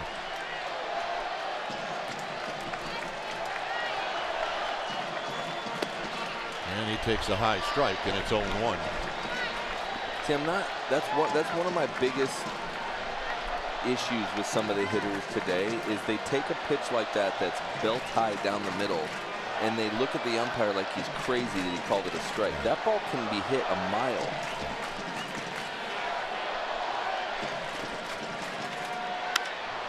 Hit out to right for McCutcheon. As Lowry hit that one towards the end of the bat. 2 outs. And now here's Davis. And with Davis, you just have to be careful all the time, but especially on that first pitch. Yeah. He'll ambush you. He did it the first time. He did.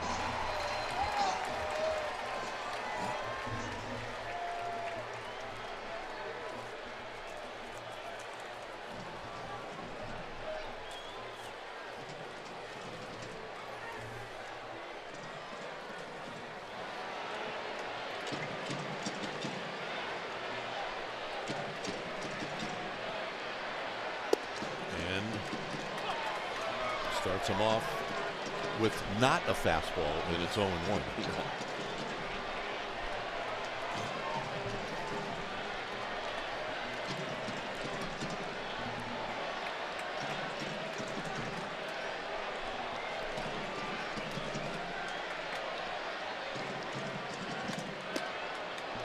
Spins this one, and it's up and in. It's 1 ball and 1 strike.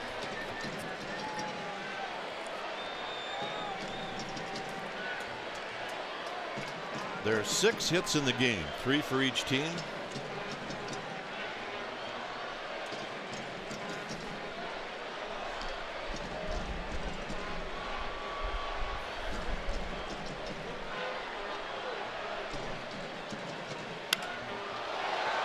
McCutcheon in right field, and that's going to end the inning. John Miller will be back. Here it's a 2-1 lead for the Giants.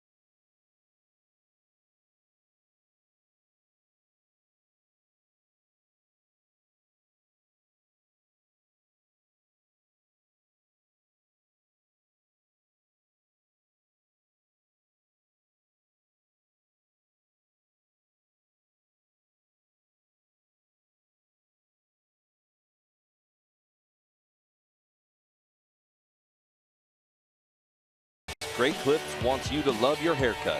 That's why they created Clip Notes. Notes that tell them what you like so you get your same haircut every time. Anywhere, Great Clips, it's gonna be great. Oakland A's, San Francisco Giants. Giants up 2-1. Ricky Henderson Field in Oakland, and back with me in the booth is John Miller. All right, and here's the pitch from Scud. Edwin Jackson, and that is in the dirt. Speaking of great haircuts, though, you got a good one recently, huh? No. Oh. No. I did. When's the last time I saw you? If you hadn't got a haircut back since May, I think. Yeah. Well, in that case, yes. And since May, yes, I did. Yeah. Late May, I got it. 1-0 the count to Buster. And that's off the inside. But you got a haircut? I did. I got one yesterday.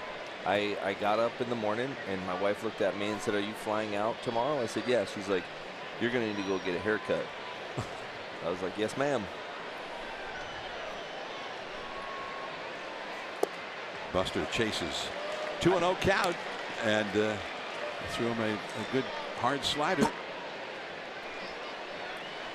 Yeah, he's one of the. That's the kind of the MO on Buster lately. It's like kind of slow him down away.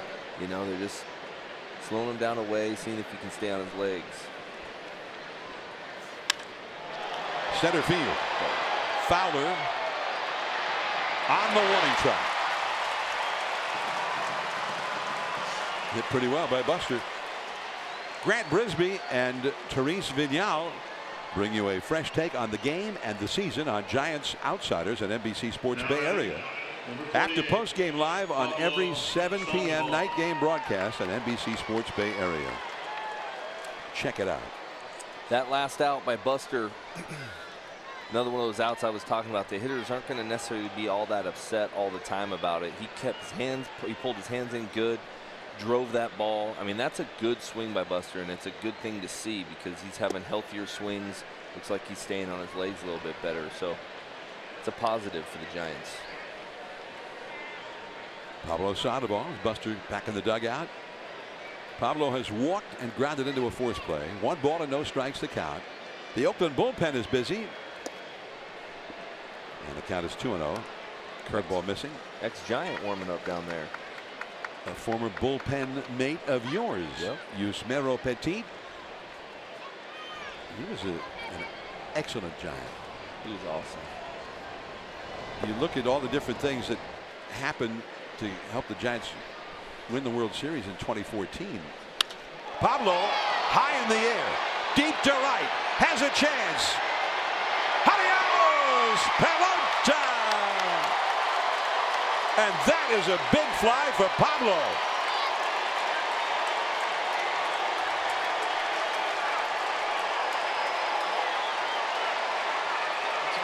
And listen to these Giants fans who at the moment take over the Oakland Coliseum.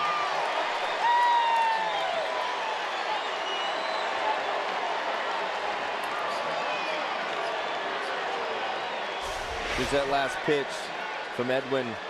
Looked like it was almost like a changeup that he just left up. One of those hanger bangers on the off-speed pitch. 105 miles an hour on the exit velocity, so he definitely hit that ball hard. And it clears that wall with plenty to spare. Derek Rodriguez was excited about it. That was the final pitch of the night, thrown by Edwin Jackson. He has been knocked out of the game. Petit coming in, and we'll be right back.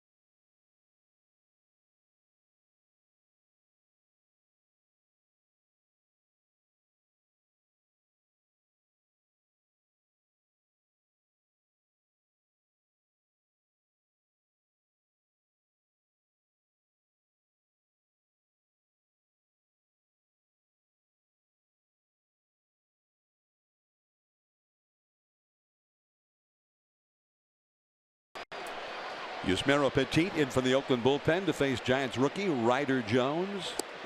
Although I guess he's not officially a rookie any longer. He had 150 at bats last year in the big leagues. There you see Yusmeiro's numbers for the year. 59 innings pitched.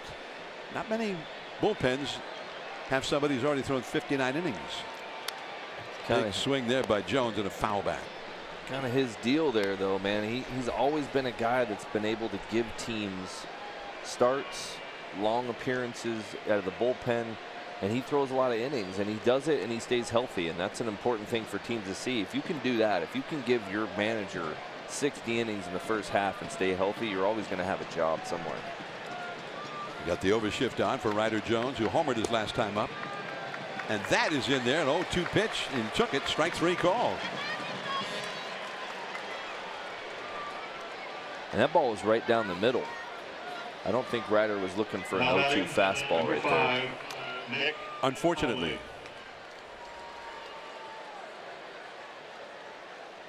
Well, Yusmeiro, he's been around a long time, and he's not a guy who overpowers anybody.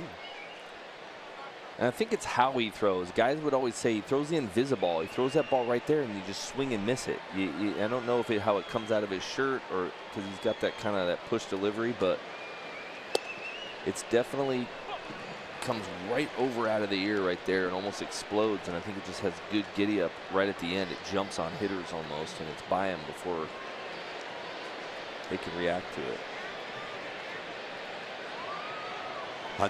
Hundley. And a sharp curveball. Hundley has grounded out to third and struck out. He's 0 for 2. He's the DH for the Giants in this game. 3-1. The Giants are leading. Pablo Sandoval with a long home run in this inning. I don't know how far that ball went, but it was out of here with plenty to spare, and that's a swinging strike 3 on the invisible. Pablo, boom! Tell it. Bye-bye, baby, as Russ Hodges used to say. 3-1 Giants, middle of the 7th.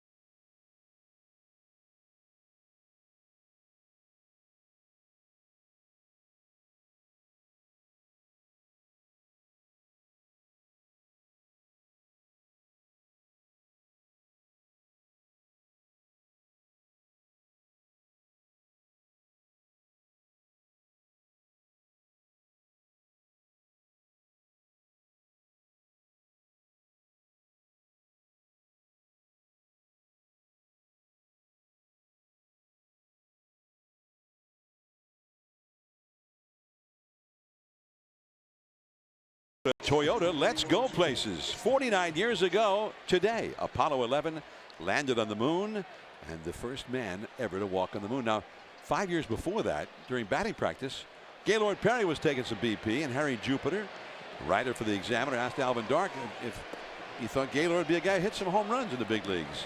Alvin said, listen, a man will walk on the moon before Gaylord hits a home run. Now, 49 years ago today, 1:17 p.m. the Giants are playing the Dodgers at Candlestick. Apollo 11 lands, and the man walks on the moon. There's the ball down and in to Olson, and it hit him. So Olson is aboard, hit by the pitch. Anyway, about 30 minutes after the first man walked on the moon, Gaylord Perry came up against Claude Osteen, a left-hander, and hit a home run, his first as a big leaguer. Who knew? He was that good. He was just trying to prove his manager right. His former manager, who was long gone by 1969. Yeah. Anyway, Gaylord, I asked him about that story. He said, well, that actually is a true story. He says, but I wasn't a bad hitter. He hit a few home runs. Yeah. So Olson is aboard, and here is Matt Chapman. Now, we're in the late innings. And this is when Oakland has been at its very best. The best comeback team in Major League Baseball. And the Athletics have scored more runs from the 7th inning on than any other team in Major League Baseball. As the Giants bullpen is springing into action now as Rodriguez throws, and he's off the inside. Let's see what's happening in the Giants bullpen with Nest Cam IQ, the sharper indoor security camera. With its built-in Google Assistant, you can ask it questions like, hey Google, who's number 54 on the San Francisco Giants? Reyes Moronta. Get yours at nest.com. Moronta heating up in the bullpen. And there is a called strike. There would only be one thing that would make that from going from great to epic is when you said, "Hey Google," if you came on and said the name. This could be like a tie-in. Easily. I could have a gig with Google. You could have a gig with Google. Why, that's Reyes Moronta. Are you kidding? Anybody knows that. Thanks for playing. A big swing and a miss there by Chapman. 1-2.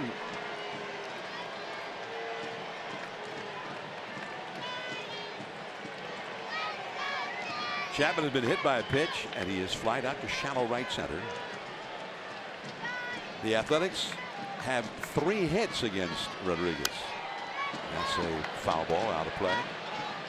That was pitch number, what is it, 91? Thrown by. Yeah, there it is, right in our little box up there. 91 pitches for Derek Rodriguez. It's been a couple of weeks since he started a game. It's been a week and a half or longer since he was even in a game. That was against the Cubs 9 days ago as a reliever. Oh, he's done a fantastic job tonight, keeping his team in the ball game, allowing his team to not only take the lead, pad the lead a little bit, go deep into the ball game, limited pitch count. He's done a lot of things really good tonight against the Oakland A's. And you could say that about start after start after start, going back, what, 5 or 6 starts at least. Rodriguez with a 1-ball 2-strike count to Chapman. Right field, there is McCutchen. Olsen was halfway to second, and McCutchen kind of looked him back to first. That ball was hit solidly, but right to McCutchen. He's been kind of busy out there in right field tonight. Yeah, making some great plays. I mean, plays that he makes them look easy, but athletically it's tough to do. He's got to get good jumps off the bat. He's done a great job reading balls off the bat right away and saving Rodriguez on a couple of those fly balls.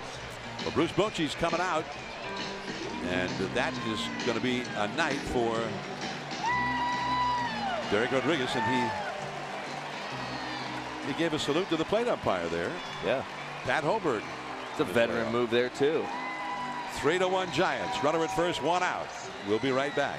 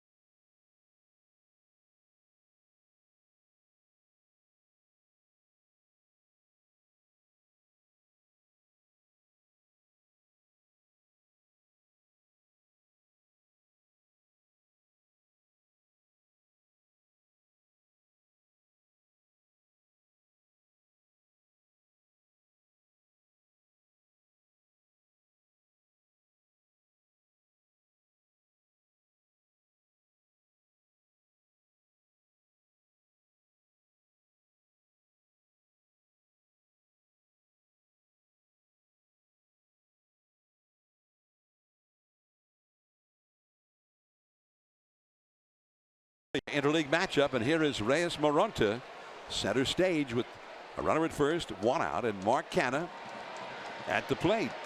Moronta's number, and look at the hits versus his innings pitched. 42 innings, 20 hits allowed. He's actually walked more guys than he's given up hits. That's impressive. But it's his stuff. It's explosive. It's he throws hard. He throws with command. The walks actually seem a little bit shocking that he walked that many, because I feel like his command's really, really good, and he kind of seems to always be ahead in the count. But when they're not hitting you. And a fastball at 97, blazing right through there. And Canha who was sitting on a fastball, as you pointed out, back in the second inning, and finally he got one and drilled it for a sacrifice fly to left field. This one, 97 miles an hour, looked like it was right in there, and he took it. Yeah. Canna looked like 100. Well, it was pretty close. And he got the breaking ball. He swung at that, and this is playable for Pablo. So that's off of Canna. That's a big out. Remember, Canna is the guy who hit a 2-run homer against Tony Watson last Saturday night in the 7th inning. Yep. And that, with Oakland trailing 3-2, put them ahead 4-3, and that was the final score of that game. Derek Rodriguez, what a performance. 6 1/3 innings, only 3 hits allowed, no walks, 5 strikeouts. He did hit a couple of guys, 93 pitches thrown. Now Dustin Fowler will come up against Moronta. Last Friday, Moronta came in for Bumgarner in the 7th inning with the bases loaded and nobody out, and he got out of it. Nobody scored with a 1-run lead, and the Giants won the game by that margin. Yeah, if Bochy didn't have confidence in him before that, he definitely has confidence in him now. That was a pretty big inning and a big situation to get out of. Right to Hansen. Inning over. Good work there by Moronta. 1 man left. On to the 8th inning. Hernandez, Duggar, and Hansen coming up. 3-1 Giants.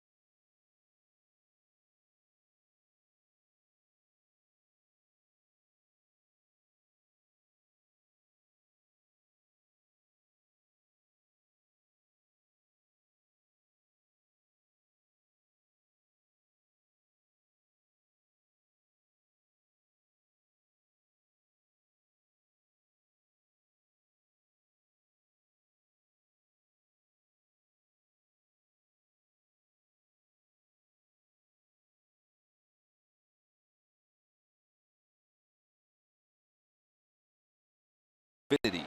We make it easy to access your favorite entertainment at home and on the go. Xfinity, the future of awesome. The candidate is Sean Anderson. 17 starts this season, 16 with Richmond, and 1 start by just being called up 2 days ago. He has a 6-5 record with 3.45 ERA, 99 innings pitched, 1.23 WHIP, 9 Ks per 9 innings pitched, and a 255 opponent's batting average. Pretty good, John. Pretty good. A name to remember, Sean Anderson, averaging a strikeout per inning. Gorky Hernandez up the middle for a base hit. He hit that ball hard. That's his first hit of the game. We're going to check in with our colleague Amy G now. All right, John, it's time for our Ask Amy G segment. This question tonight comes from Tracy out of Denver, Colorado, all the way from Denver. Tracy wants to know from the rookies what great things they have learned from the veterans. This team now has such a great mix of both. So, Tracy, I got you a few answers. I talked to Derek Rodriguez. Derek said that all of the veterans have said to have fun, keep it loose, and remember it's the same game that you've always been playing. Austin Slater said when he was in the minors and guys were rehabbing, they told him to keep grinding. They know that he's going to be a big leaguer. And for Stephen Duggar, it came from Buster Posey. who told him to be yourself and remember that when you're struggling. Gentlemen. All right, good advice. As Steven Duggar, you mentioned his name, and then boom, base hit just like that. 0 for 3. Going in back-to-back strikeouts, and then he just stayed himself, just like Buster said. Hit the ball where he needed to hit it. Well, you could start to press a little bit. You're a rookie, and you go 0 for 3, and you're like, man, I need to do something here. But yep, he hit that ball hard. So here's Alan Hansen with 2 men on, nobody out. The Giants would love to lengthen their lead a little bit. Both bullpens are busy now. 2 men on, nobody out. As Mark Melanson getting ready in the Giants bullpen, the veteran right-hander. Matt Hergis, the bullpen coach, alongside. He shows bunt. Bunts it up the third base side. Foul. Well, that's what you want to do. Get that third baseman to come down the line to field it. Then you can't get the force out at third base. Buchter, a left-hander, up in the Oakland bullpen. Number 52. Former Padre. Hansen is 0 for 3 in this game. So was Duggar. The Giants ahead 3-1. A lot of speed on the base paths. Oakland expecting the bunt again. Chapman at third, Olsen at first, pulled in a bit.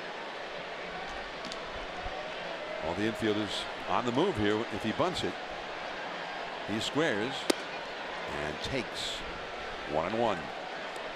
And the key to this bunt up the third base line is to place it up the line, forcing a third baseman to come get it and not allow your pitcher to get it and throw the guy out at third. If you can force that third baseman to leave his position towards home plate, you give advantage to our speed, the Giant speed guys out there on the bases to move up a bag. A ball and a strike. Well, the pitcher does get to it, but he's going to go to first. That's Lowry, the second baseman, covering. Good reads by both those guys, because that was a Andrew McCutchen now, who ended both the 4th and 5th innings with catches in a slide. Athlete right there. First one was Chapman in the 4th inning, and then Lucroy in the 5th inning. He's been busy out there. Yeah, and those slides are so perfectly timed. Really hard to do, because you're running at a ball and the ball's actually bouncing in front of you, because you're running, so the impact of you running, the ball looks like it's bouncing kind of up and down in front of you. So you to slide and time it like that. Infield comes in now from McCutchen. He's also, we saw his defense on display there, and it's been stellar.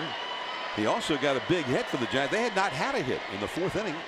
With 1 out, they were trailing 1-0, and he slammed a long double off the wall beneath the 388 marker in left center. And then later in the inning, Buster Posey knocked him in for the Giants' first run of the game. Now he's got Hernandez at third, Duggar at second. And that is in there for a called strike. Facing Yusmeiro Petit. And he's had some success against Petit, a 385 lifetime average against him. As Emilio Pagan joins Ryan Buchter in the Oakland bullpen now. Right-hander and a left-hander, respectively.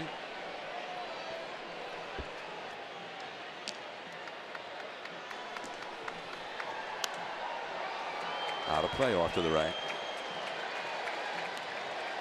5 hits, 13 at bats in the career of McCutchen versus Petit, including 2 doubles. He's also walked a couple of times against him. This is a big spot. He base hit could make it a 5-1 game. Can. And at least with only 1 out here, trying to get that runner home from third, which he could do without getting a hit. Thinking that's the preferred route the Giants want to take right now is the 5-1. Plenty deep enough. As Fowler has it, both runners tag up. Gorky scores, and standing at third is Duggar. Pretty strong throw there by Fowler, but too late to get Duggar. And McCutchen does get the 1-run home, and it's 4-1 Giants.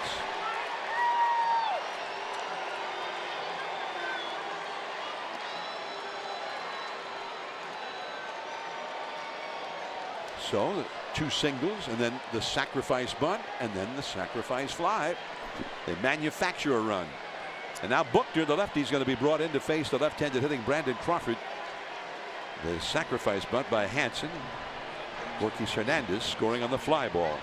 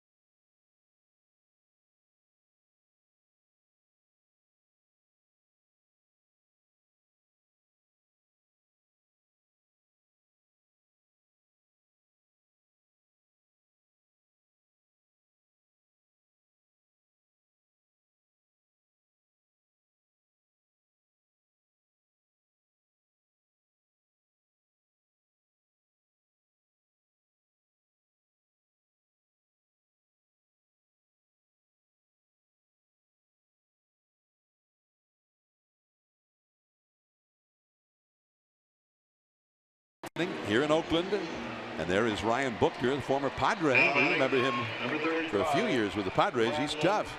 Yeah, good lefty. Has a 2-0 record of a 1.83 ERA in 19 innings pitched, 16 hits, 7 walks, 21 strikeouts. When you got more strikeouts than innings pitched and less hits than innings pitched, you're having a good year. Buchter inherits a runner at third, Steven Duggar, and he comes in to face the left-handed hitting Brandon Crawford. Left-handed hitters are hitting only 150 against Buchter. Called a strike to Brandon. Crawford is 0 for 3 in this game. Has flied out to right and twice grounded out to first. You can see why his numbers are what they are with that arm slot. He kind of has a low 3/4 arm slot. Throws pretty high velocity, and it looks like he almost steps right at the lefty when he throws. 0-2. Crawford kind of in a tailspin at the plate leading into the All-Star break, and is 0 for 3 tonight. He did have in the game last Sunday, the final game before the break, had 2 hits.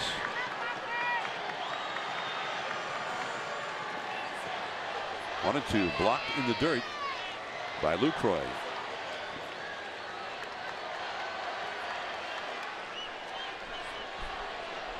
Four to 1. Crawford trying to pick up that runner at third. Duggar. And any runs you can pick up, it's advisable to do it against this Oakland lineup, which has been so explosive in the late innings of games. Back to the screen.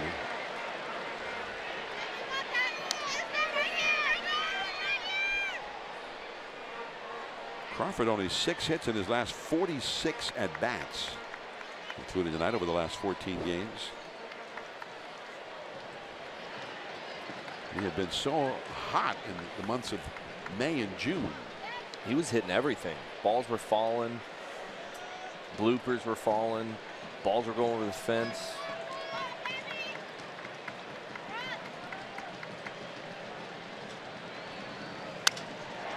That is a base hit to right field. And a big one. Duggar crosses the plate. Crawford behind in the count. Gets the hit, and it's 5-1 Giants. And you got to tip your hat to Crawford. That's a tough lefty that he didn't look like he was actually on him at all ever in that at bat. And he sat on that breaking ball and was able to stay, keep his front shoulder in on that ball right there and drive it right over the second baseman's head. That was a great piece of hitting. Only the second hit he's ever had against Buchter. So with Buster Posey coming up, Pagan, a right-hander, brought in for the bullpen. Buchter is Attention, gone. please. Duggar has scored the run to make it 5-1. Number 50, Emilio Pagan.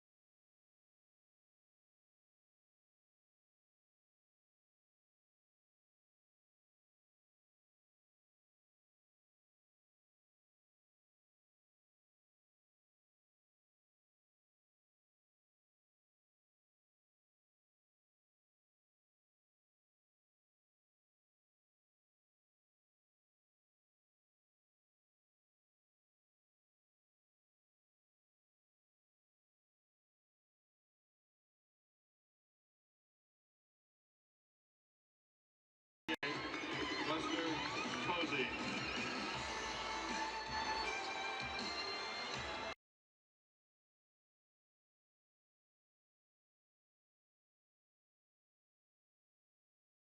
For the Giants here in the 8th inning, both charged to Yusmeiro Petit, and here is Emilio Pagan, who was acquired in the offseason in a trade with the Seattle Mariners. I think that's the deal that Ryan Healy went to Seattle on. Yeah. Power hitter. Here's Buster. It is 1 for 3 in the game. Check swing foul into the Giants dugout, first base side. Buster got a big hit in the 4th inning. Giants were down 1-0, 2 down, a runner at third, and he knocked it in. McCutcheon was the runner with a single to center on a tough pitch too. Off balance swing for Buster, but the hands Stayed back. Yeah, he kept his hands back really good right there. That's what makes him a good hitter. He just keeps his hands so close to his body and stays inside that fastball. He can hit a lot of different pitches if he can do that. Crawford back to the bag at first. Such a big hit for Brandon Crawford. And not just for this game, big in this game, but just big for him. Yeah. Because he's not had many hits here lately. It was a clutch 2-out RBI hit against a real tough left-hander. 0-2 to Buster. 94-mile-an-hour fastball from Pagan. 5-1 Giants now. That was a powerful swing by Buster. You know, it's good to see that. Like, he drove that ball to center pretty good. His last time up, you know, I feel like this time he swung and missed at that, but that ball, he swung hard. Usually he hadn't been doing that this year, so that's a good sign. A lot of people blame it on that hip that has had inflammation. So he had the cortisone shot on Monday, trying to get rid of that inflammation. And even with everything, Buster Posey is hitting .288 for the year, but not hitting for much power. And that is 95 miles an hour, but too low. Buster hit that fly ball into deep center in the 7th inning. It was caught on the warning track by Dustin Fowler. Pagan had an excellent year with the Mariners last year. Made several deals to try to strengthen their bullpen. A pretty good rip at that one. A soaring pop-up foul. And even in this ballpark with so much foul territory, that's well back into the crowd.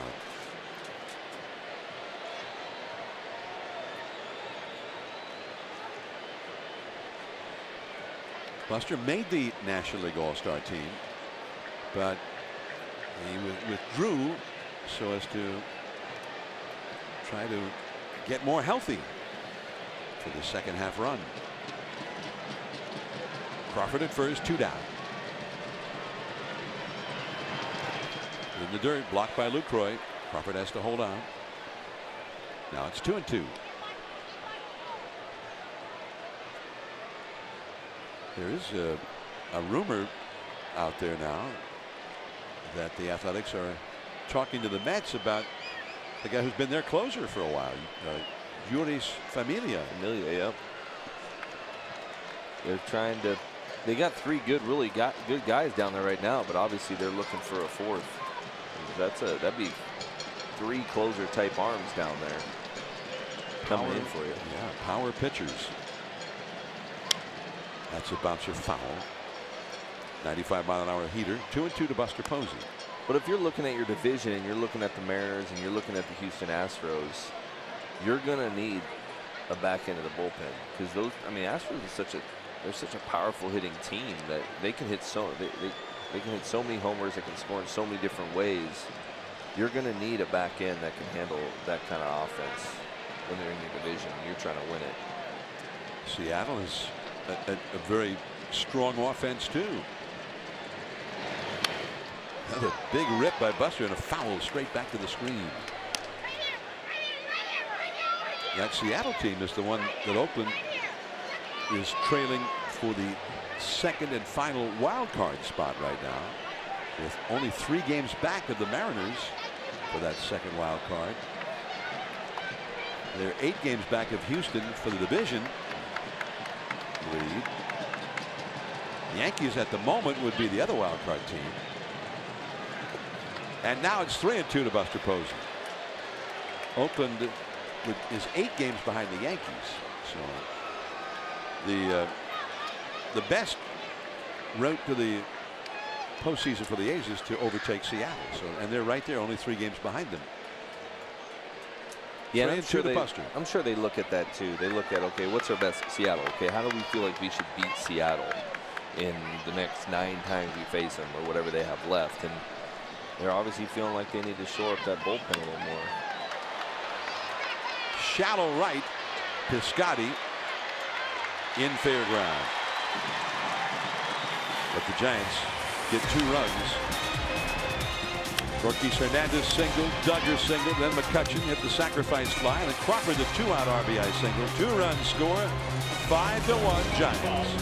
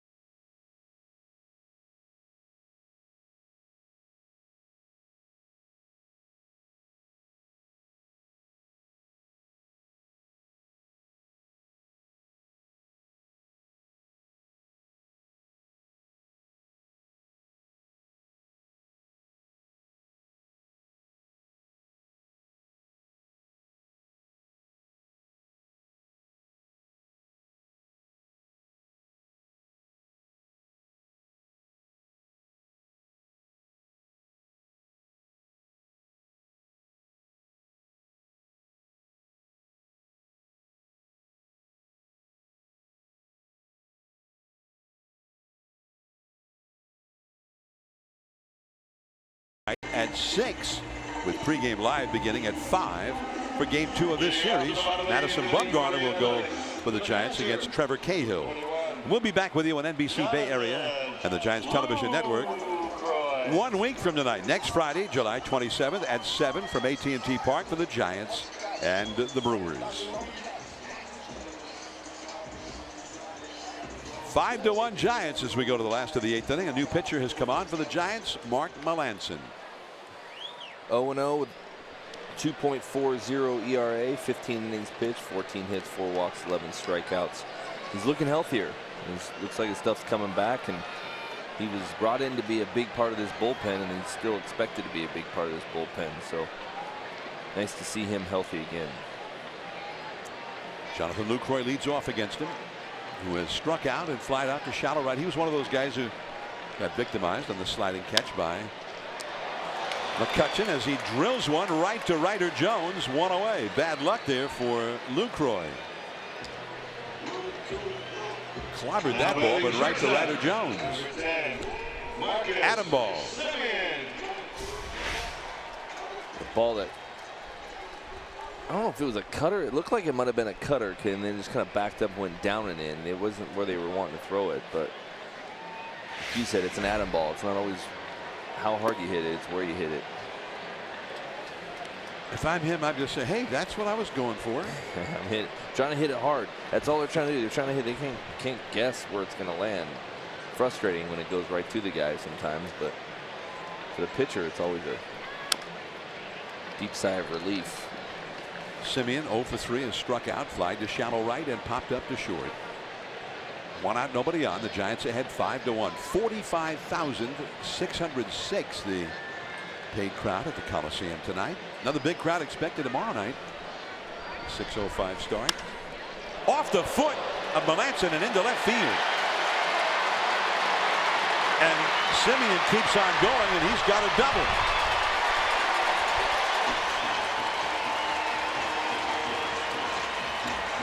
Sure, you're going to see the trainers watch him pretty close here to see how he's walking, because that ball hit him pretty good. Now batting right fielder, number 25, Stephen Piscotti. See this ball right here is cutter it backed up on him, hit him almost right in the top of the toe without hitting the ground. It almost looked like. Let's see if it hits the ground here. Yep, right before it hit him, it hit the ground and shot off his shin. Might have a little bit of a goose egg after the game. It seems to be okay. Madison Bumgarner. Bum doesn't seem worried. Huh, John? He's fine. He doesn't seem too concerned. Well, I think he saw that Melanson was showing no ill effects from that. That ball is hit out to McCutcheon off the bat of Piscotti. Simeon tags up, heads for third. The relay, a little bit late. Well, nobody's waiting around in here. They're hitting the ball hard against Melanson. You're going to have outings like that where you're out there and you're like, man, I'm definitely not fooling anybody today. Whether it's the way they hit or how they're seeing you or how your stuff is, you're just hoping you get what you get on those atom balls. Is if they hit it hard, hopefully they just hit it right to somebody. Well, that double by Simeon, 101 miles an hour according to StatCast, off his bat and then off the foot or shin or whatever of Melanson. Ouch. And then Piscotti just hit one pretty hard, 95 miles an hour, right to McCutcheon. So here's Lowry. That was only the 6th pitch thrown in this inning by Melanson. Most of the pitches he's thrown have been hit hard. Giants bullpen will get busy now. Jed Lowry, coming back from the All-Star game, has flied out deep to left, flied out to center, and flied out to right. And apparently something is wrong with his bat. There's Tony Watson. I guess he must have gone to the plate with a bat that was defective, because he didn't even swing at that first pitch. He didn't like whatever he saw or heard. Sometimes they pound the bat on the ground. He doesn't like the vibration, but you're going to see the bullpen active. Coach is going to have them going. He knows, just like we do, that they do really well in the 8th and 9th, and they know that they need to hold these guys right here and not give in to them, and not even give them any kind of like feeling that they can come back. You want to try to end any kind of rally as quick as possible, because this is not the team you want to let feel good about themselves in the 8th or 9th inning. Well, it's 2-0 out of Lowry. Chris Davis, a power hitter, is on deck. Lowry's been the best all-round hitter for the Athletics. No, that cutter maybe a little bit high, or maybe a little bit off the outside. 3-0.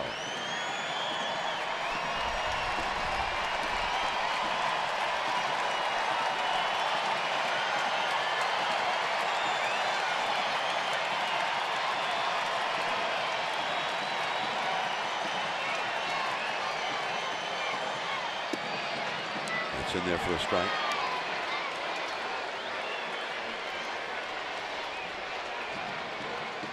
Jed Lowry out of Stanford, a veteran, and he's having an outstanding year.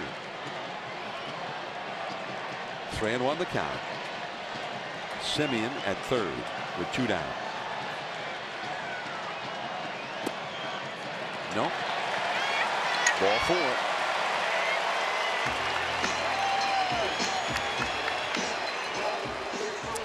Pretty close pitches he took right there. I mean, that's sometimes you got to tip your hat to the hitter. I mean, he worked that count into a favorable count, but they weren't off by much.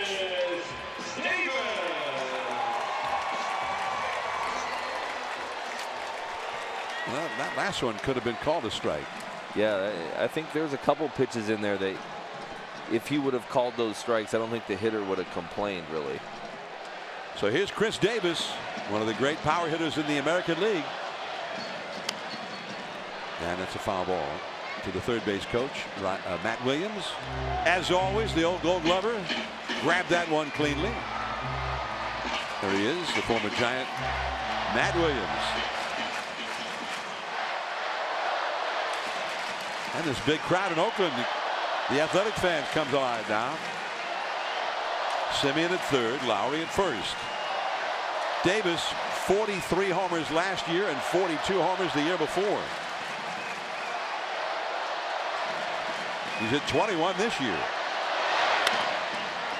that's out of play off the right field line. 2 strikes. Davis has had 4 hits in 9 at-bats against Melanson, although no homers. And those at-bats mostly, I'm sure, in his days in the National League with the Brewers. I remember facing him right when he came up, and he could hit ball. You just watch some of the home runs he hit. They just went so far. He's really strong. Curveball. 1-2. That was almost too good of a curveball. Sometimes you wonder how a hitter can lay off that, but it's almost like you buckled him so bad he couldn't swing, and it just ended up being a ball. You know, that's where you're like, I don't know if I'm going to look at that as a pitch that you saw out of my hand as a ball. I think I can probably even maybe sneak out and throw it again at you, and I'll get you to wave at it. 1-2 the count. 2 on, 2 out. McCutchen on the run. He gets there. Another catch for Andrew McCutchen. 2 men left. We go to the 9th inning. Sandoval coming up.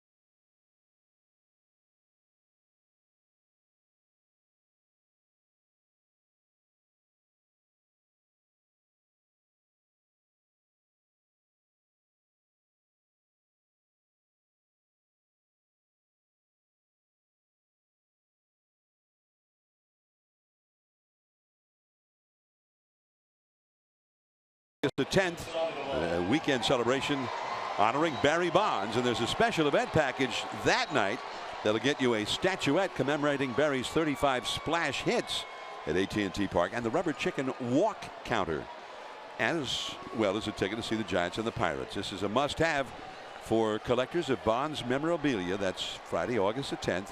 Go to sfgiants.com/special events. Here is Jeremy Bleish, a longtime minor leaguer. Just recently got to the big leagues. A former Stanford player, 31 years old before he got to the big leagues. Yeah, that's truly grinding it out down there. Pablo Sandoval will bat right-handed. Drops down. Pablo went deep as a left-handed batter in the 7th inning.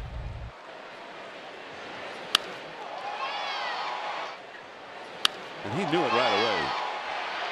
And he was out of here with plenty to spare up on that stairway. 382 feet. Batting right-handed, high and deep to left center, but this one will hit the top of the wall. Canna was acting like he was going to catch it, and then at the last moment he spun around, and Pablo almost hit that one out of here. Pablo being Pablo.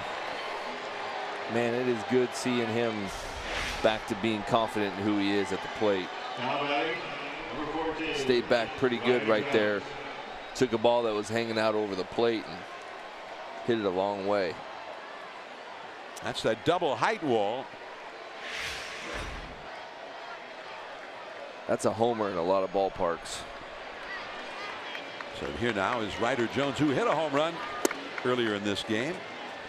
He's up in the lineup because Brandon Belt is on paternity leave. He and his wife Haley expecting the birth of a child today.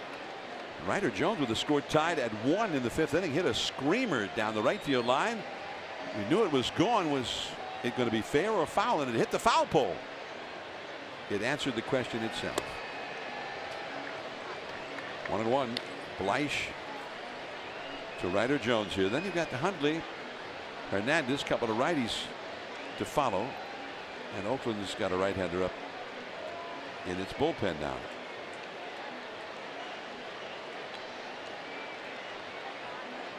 Pablo Sandoval.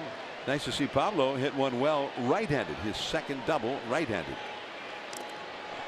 That's a foul tip. This is Jones' home run back in the 5th inning. Oof. That's still loud, even after the 3rd replay we've seen on it. John, that's loud. Well, Edwin Jackson really wanted that one to go foul. Tried to will it foul with his head. But it was not to be. A home run for Ryder Jones. 112 miles an hour off his bat, says StatCast. Back to the screen. 1-2. And their estimated distance, had that not hit the foul pole, they've calculated it would have gone 429 feet. So that was a big fly all the way around, and a screamer at that. I think the only guy who's hit home runs harder than that, Mac Williamson. Yeah. Dropped down from the side with a breaking ball, and he fouled it back. Hanging tough here. Wendelken, by the way, is the right-hander warming up in the Oakland bullpen. J.B. Wendelken.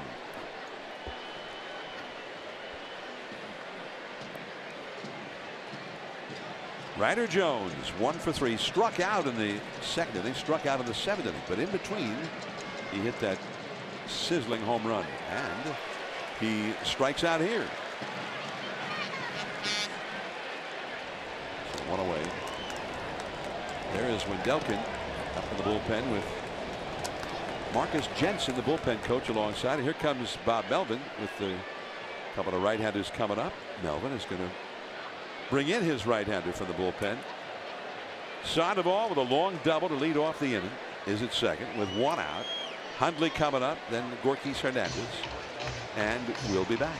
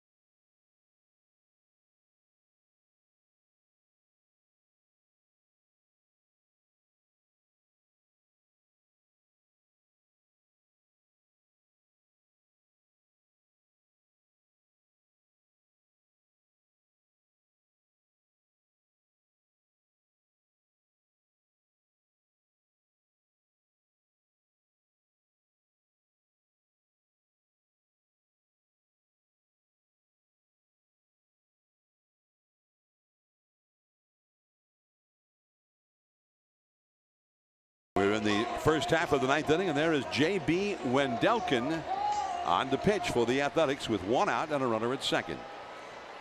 Another seasoned veteran in the minor leagues, 6 years in minors. Pretty much throws a four-seam fastball and a changeup. He'll throw a curve every now and then. And once in a blue moon throws a sinker at you, but you're looking at hard with a straight slow pitch called a changeup. Nick Hundley, the hitter, with Sandoval at second base. Way outside at 95 miles an hour. I asked Kurt Young about it. As you see, the Giants bullpen is busy. Tony Watson heating up, the left-hander. Because Kurt Young used to be the Oakland pitching coach, and he knows a lot of these guys out of their farm system. And that's the first thing he told me, oh, he throws hard, really hard. I said, well, what else does he throw? He says, well, then he comes back and throws hard again. Comes right at you, man. Some of those guys have that riding fastball when it's 94 like that, but how they let it go to a hitter, it looks 96. So you can keep throwing that pitch, and hitters just don't seem to be able to catch up because they can't pick it up quick enough. So Hundley has grounded out to third and twice struck out in this game. He's the DH. And a fastball at 96. A little bit low. 2-1.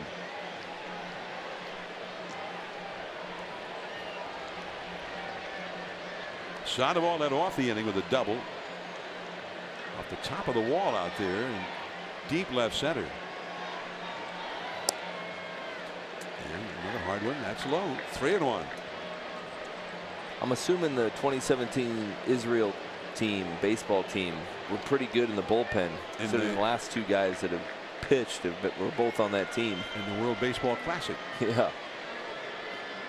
Who knew that Oakland was scouting that Israeli team so heavily? That's foul off the right field line. 3-2 the count. Gorkis Hernandez on deck. Wendelken, who, as you said, has been around for a while. They got him from the White Sox. Originally was drafted by the Red Sox 6 years ago. 13th round draft choice. Did some closing in the minor leagues for the Oakland AAA club this year. And he strikes out Nick Hundley. 2 down. NBC Bay Area investigates and gets results for you. Changing 27 laws and policies while investigating more than $10 billion in public money. If you have a tip, contact NBC Bay Area at 1-888-996-TIPS or visit NBCBayArea.com/WeInvestigate. NBC Bay Area, we change laws, we change lives, we investigate. Here's Gorkis Hernandez, who started that 2-run 8th inning rally with a single to center. He is 1 for 3 in the game. Pablo at second. Jed Lowry, and that is the inning. Wendelken does a good job.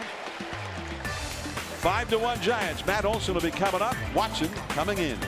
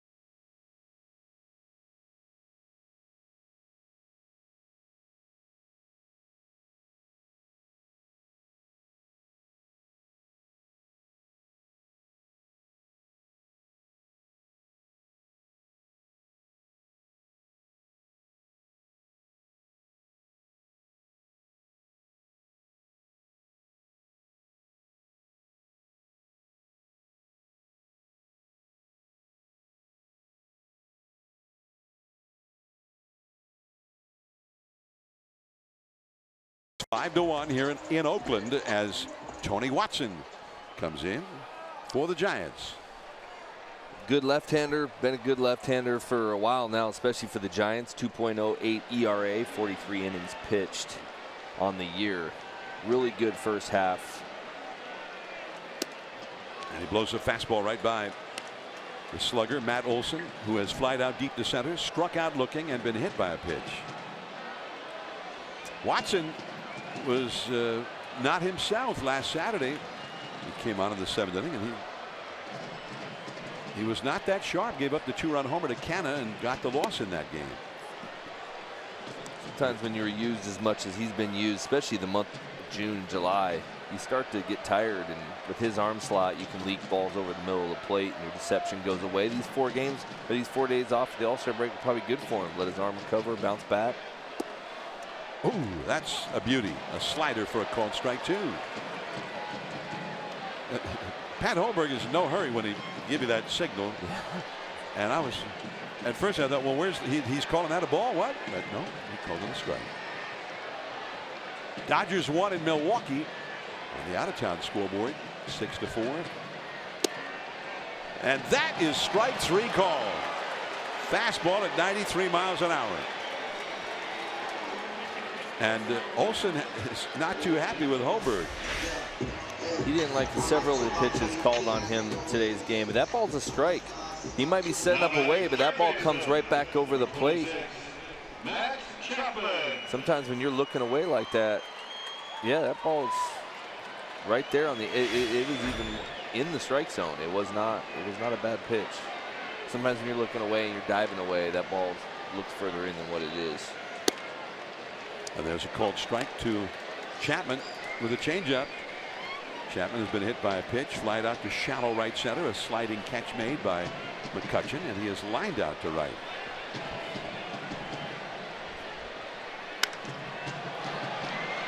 In center field, Stephen Duggar, 2 down.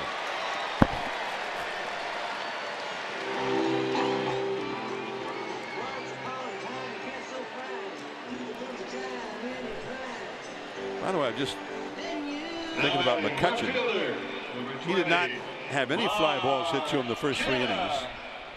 And then from the 4th inning through the 8th inning, 7. Yeah.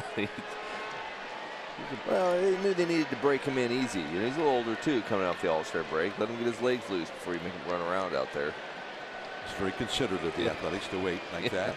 Yeah. Canna, and it looked like an onside kick to Pablo.